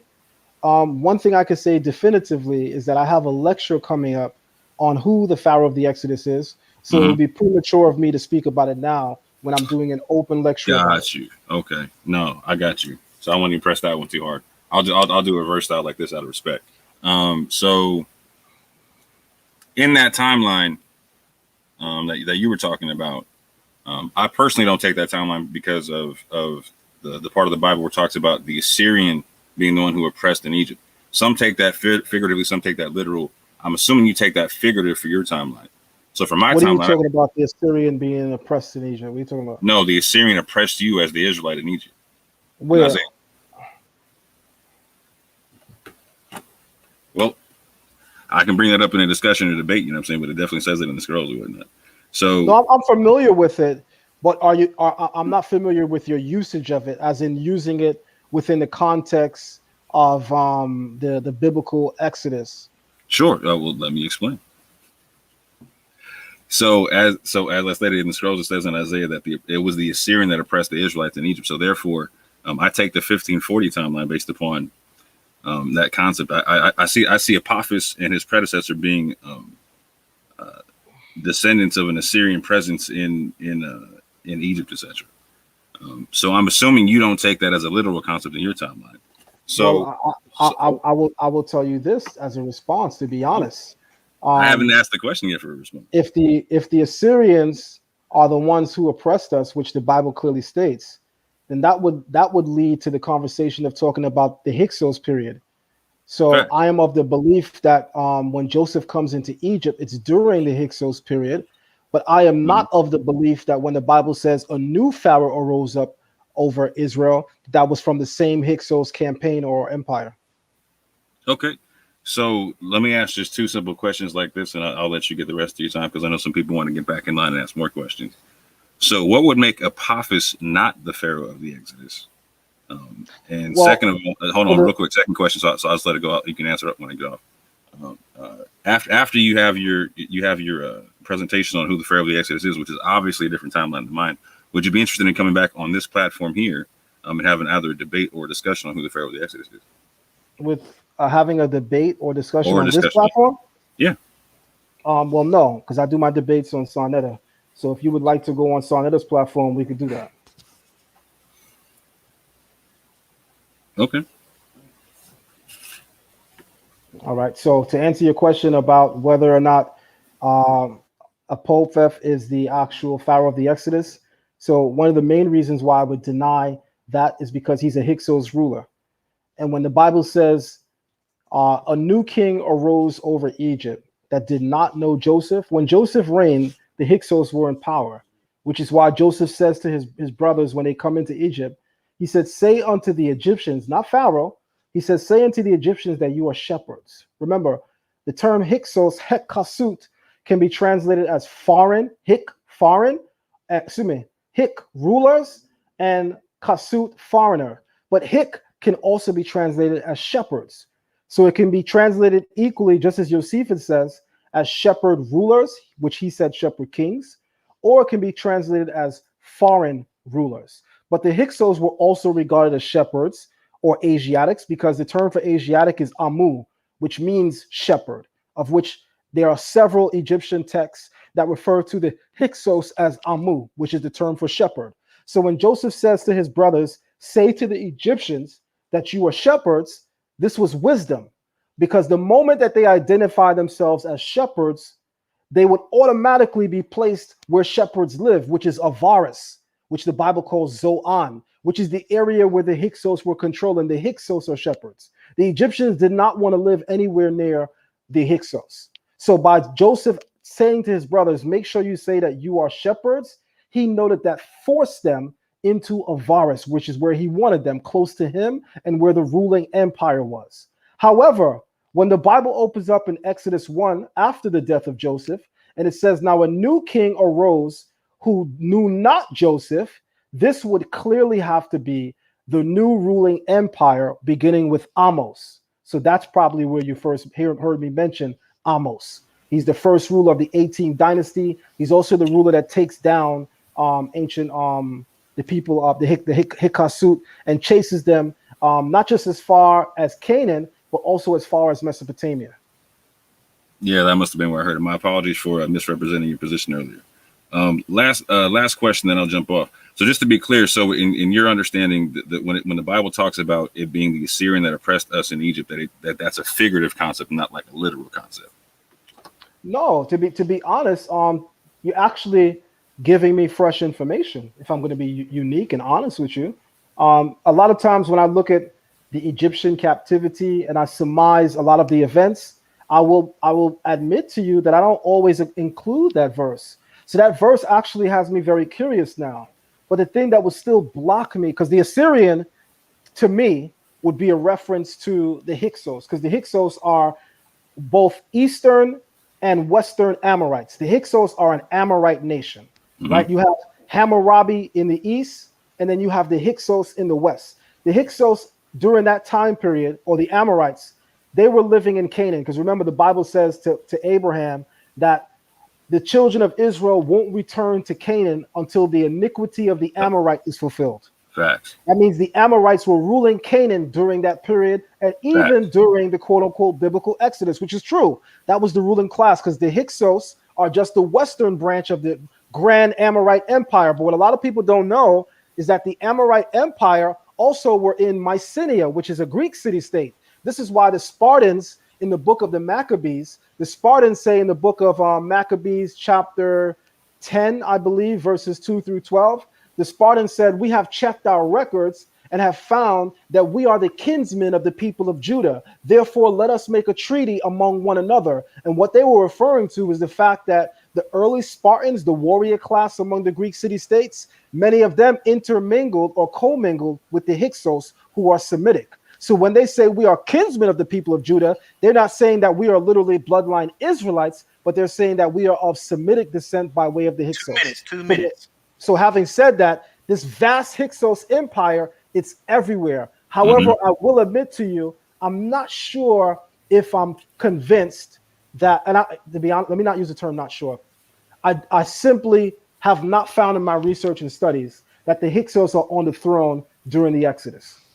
Okay. So I would definitely invite you to stay tuned, because I will be doing a presentation on this platform about that. Because I also line it up to what I find is unique biblical epithets as to the Pharaoh of the Exodus, as I'm saying, Apophis, and then also his predecessor, Hyon. So I think on a linguistic level, you will probably find it interesting. I would love to hear that. Let me ask you just one question before you go. I know we're pressing for time. Who would be the daughter from the Hyksos Empire that found Moses in the Nile? I would be more than willing to get into that in a debate or discussion with you, being that this is not my hot seat. But after I get my presentation with you, after I get my presentation, I will definitely link up with you for. I do my dialogues on this platform, right? I haven't debated on this platform yet, but I do my dialogues on this one. So I hear you saying you do your debates on Sinetta. We can talk about that. But are you willing to come over here for a dialogue?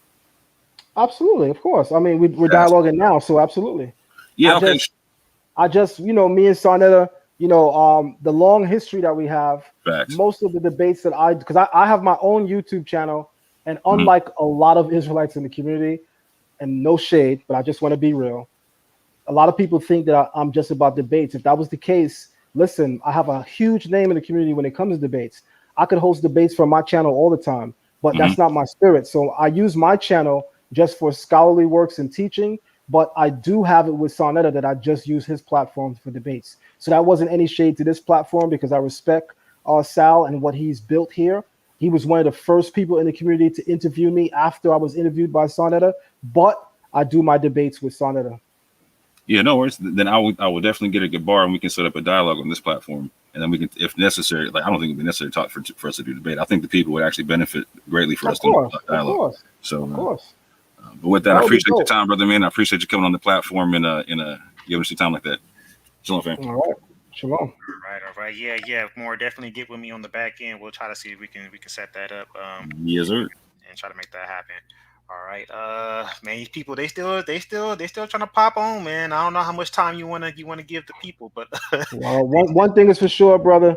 As you know, when I came on, I asked if it would just be an hour. Reason being, because that's all I wanted to give. But because of the flow, I said fine. But yeah, we are definitely treading along that line where I'm obviously a little tired, so we could maybe take one or two more, and then let's try to definitely end this because we went actually 2 hours over the time. right, I think right. almost, yeah. Yeah, and I'm actually, yeah, I got some things I need to handle too. So pretty well, we had one person jump on who hadn't been on yet. Pretty much everyone else has backstage. They've all been on already. Let me see. We got Mikael, Clouds of Torah, Jake the Great, Arno. She's back, and then we got Lael. So yeah, well, it's up to you. It's up to you. It's up to me who I take, Yes. and who's on there. We got Mikael, Clouds of Torah. We got Jake the Great, Arno, and Lael. Let's go with Arno for the win. Oh wait, hold on. Someone else just jumped on that hasn't been on yet. We actually got Marlo Eugene. Actually, let this be the last one. Oh man, now they all want to come in now. All right, y'all gotta understand this brother and myself. We all gotta go. So, we're probably not gonna get to the repeats. Let me go ahead and just bring in Marlo Eugene real quick. Since he popped on first, we're just gonna put the timer at. We're gonna put it at 5 minutes, and then we'll just go from there. All right. So your time starts now. Yeah, I might not be that long. All right, so don't trip. Hold on, I gotta turn my TV on mute because I think it's gonna give some feedback. Zion, how you doing, man? I'm doing good, brother. How you doing? Oh, sorry about that. I wanted to ask you. Sorry about that, man. I'm slipping. Isaiah 52 and Isaiah 53. Yeah. How do you exegete the arm of the Lord? I've heard you make some statements that kind of put me in a cognitive dissonance because it seems like it's the case, and by all means, bear forth your truth to my ear, King, that the oral traditions teach that the suffering servant, or the half that maybe you might agree that Yeshua did fulfill, the coming on the donkey, the suffering that he went through, and what many Christians would call the Passion Week. People will go into Isaiah, right, the suffering servant, and say, well, he fulfilled those things. You seem to have made a statement that either the person that's coming is going to be the suffering servant, or he's going to be this saving warrior king that knocks out the other governmental constituencies of the day. So when I look at the arm of the Lord in Isaiah, yeah, would you say that phraseology would apply to the Messiah? Absolutely. Okay. Is there anything in Isaiah that says that the Messiah couldn't fulfill both those roles? Both of which roles? So like like how you brought up in the oral traditions, right? And that's why I'm saying, correct me if I'm wrong, because I think that this is what you were saying, that he is either going to come back as a suffering servant or riding on a donkey. No. Okay, So, go ahead. Let me define my position. So the oral tradition speaks of two messiahs. The oral tradition speaks of Mashiach ben Joseph and Mashiach ben David. Hence why you read in the New Testament that Jesus is the son of Joseph. Remember, these traditions on who the Messiah is, as far as Mashiach ben Joseph, Mashiach ben David, they're here before Jesus is born. Rabbi Hillel, who precedes Jesus by 250 years, he's on record speaking of the Mashiach as being two different people. One from the house of Joseph through the lineage of Ephraim, who's going to be the suffering servant, and one through the seed of David, who will be the Messianic king. And what's clear is that the writers of the New Testament were clearly familiar with this tradition, because it does seem eerily close that the oral tradition saying that there would be Mashiach ben Joseph and Mashiach ben David, and then the New Testament saying that Jesus is the son of Joseph through the seed of David. You got to admit, brother, That's eerily close. Well, I mean, if you look in Matthew 1:1, he's just straight up called the son. He's straight up called the son of David. Yeah. Right. But I'm Matthew saying 9:27. the narrative in the New Testament is that Joseph is his father. Now I know that could be confusing. I'm not sure where you fit because there are a lot in the Israelite community that don't believe in the virgin birth and that believe that Joseph is his father. Then there are those in the Israelite community who do believe in the virgin birth.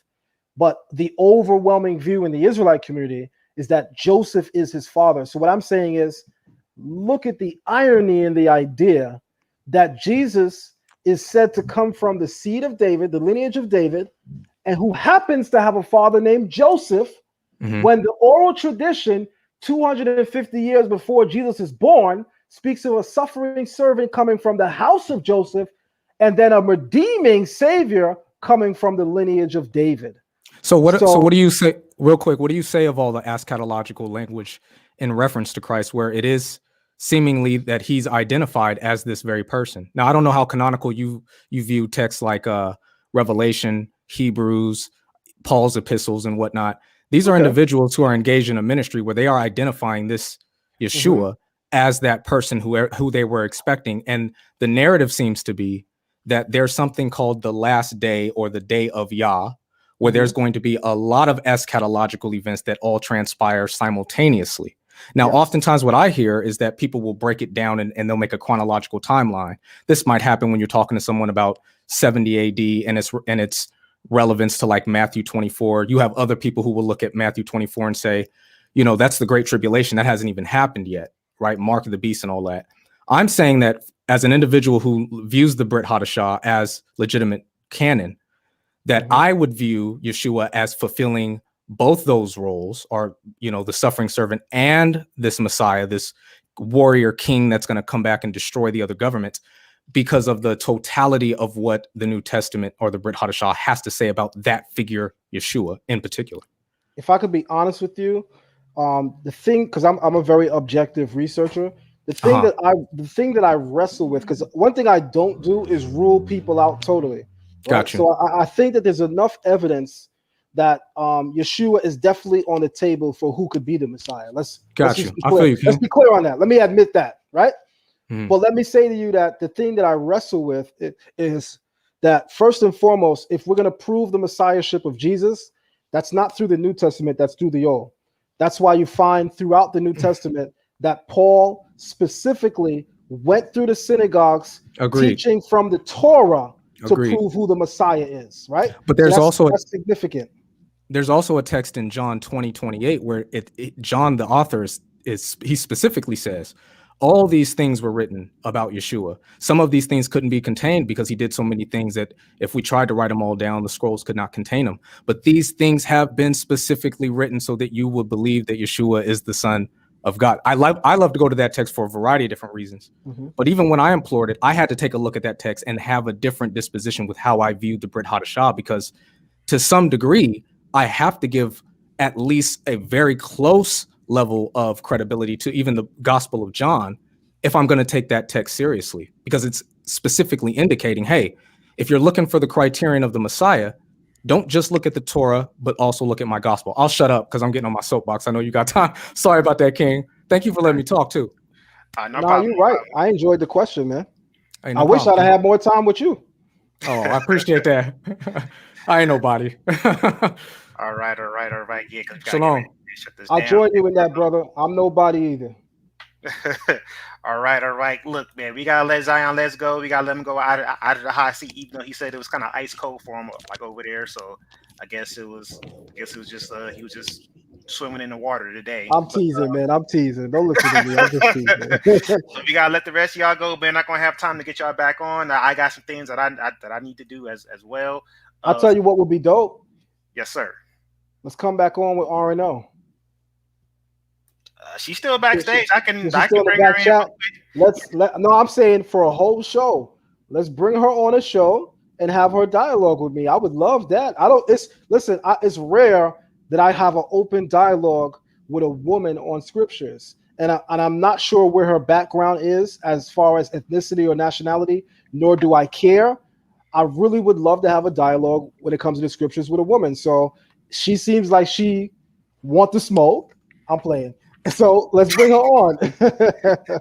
All right. Let me if you want her, let me bring her on real quick, and then let me see what we can get set up. All right. So here goes Arno. Arno, you live on the air? Are you still there? Yes, I'm here. Can you hear me? Yes. Okay. So to Zion's proposition as far as coming back on to do a dialogue, what do you say to that? I guess I'm open to it. I mean, I would like to discuss the Trinity if I had a choice. I would Yes, I like would to love discuss that. the Trinity I would or the love that. plural nature of God in the Old Testament. That would be my choice. I would love that. All right. Okay. So Arno, you actually have my contact info already because you've reached out to me before. So and I got Zion's contact info, so we can get a date scheduled, set up a little conference meeting to try to set a premise for it, and then and a structure, and then we'll go from there. Okay. Arno? So I can't ask him a question really fast? Arno? I gotta get ready to shut this down because I'm getting tired. Oh, So go not ahead. even. Could I ask you what the RNO stands for? It's my initials. Oh, for your okay. That's all. I see why. Okay, totally understood. Yeah, that's all. Okay. I did want to ask you a very fast question, which I'm sure you'll have a response to because it's a common question. With the permission of Gabbar, I'll answer. It's got to be a concise question and a 1-minute response. All right. Okay. So in reference to Isaiah 9 and 10, when it talks about the child who will be born, that will be called the mighty God, that's Isaiah 9:6. When you flip to Isaiah 9:10, the mighty God in 10:21, that's Yahweh. So number one, we have a child being born that's referred to as mighty God. And then I'm sure you know eternal father for Sheree 808 in the chat. That doesn't mean the person of the father. That means father of eternity, Sheree 808 in the chat.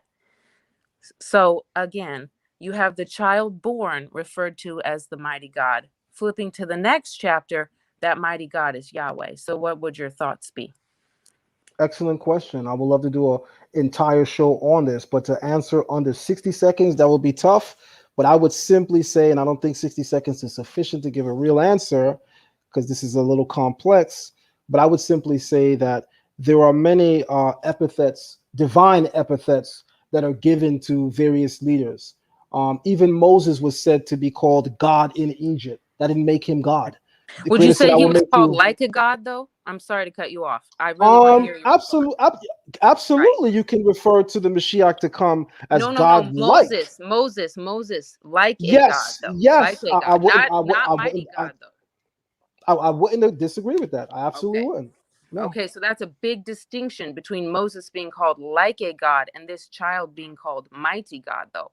And I'm not trying to be disrespectful. I'm trying to squeeze in. El Gibor, but the term Gibor is a term that's used for man. When we're talking about a divine attribute as mighty, the term Shaddai is employed, like El Shaddai, God Almighty. That's God Almighty. What's used in Isaiah 9 is El Gibor. Remember, I teach Hebrew. So what's used in Isaiah 9 is El Gibor.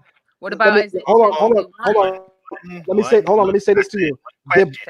One question, and that's it, because it's starting to get to a back and forth. That's the same question. I want to remind her that the term that she's using for God, mighty, Geber or Gibor, that's also a word for man in Hebrew, and the female term is Geveret. So even in our congregations, when I'm greeting a woman of age and stature, I would say Shalom Geveret, and she would say Shalom Gever, because Gever can mean mighty in biblical Hebrew as well as man. So even the term that's used, it's a term applied to humans, not God.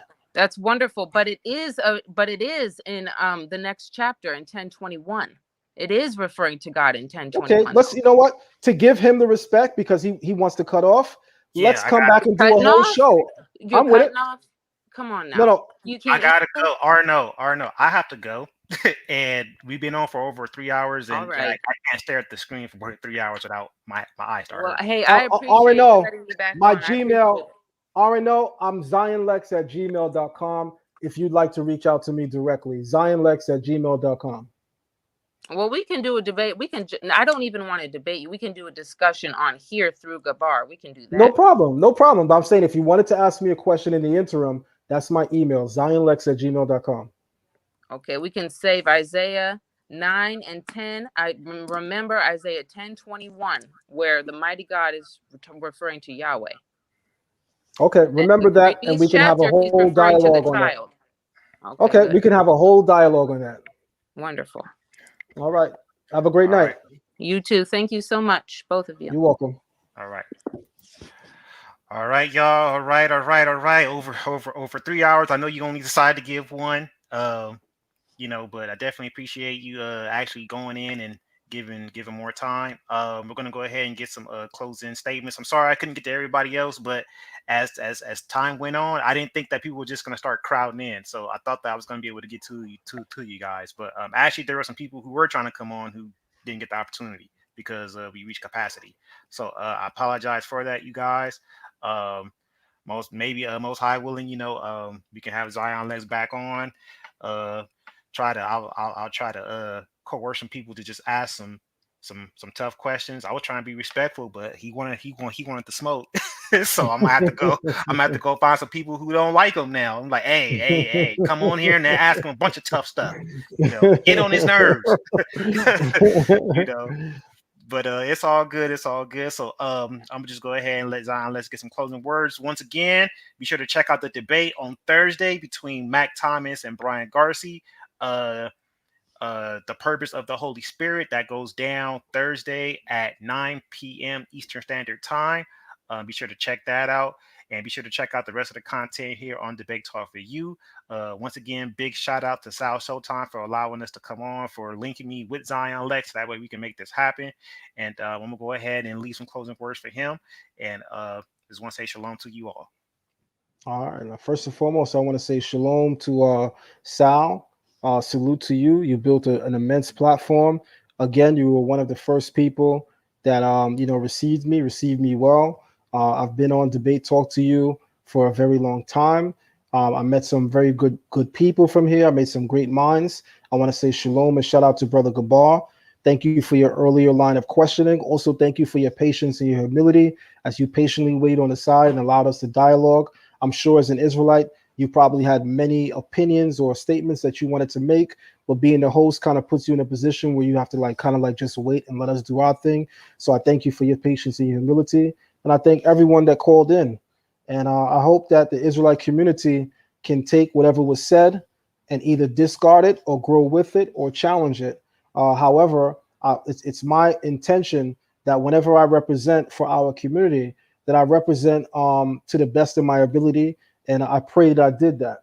If I didn't do that, maybe I can come back another time and do that again. With that being said, giving all honor, all praise to the Holy One of Israel, the God of our ancient forefathers, the God of Abraham, the God of Isaac, and the God of Jacob. I bid you in the tongue of our forefathers when I say Shalom Aleichem. Lalatov Mishpachah.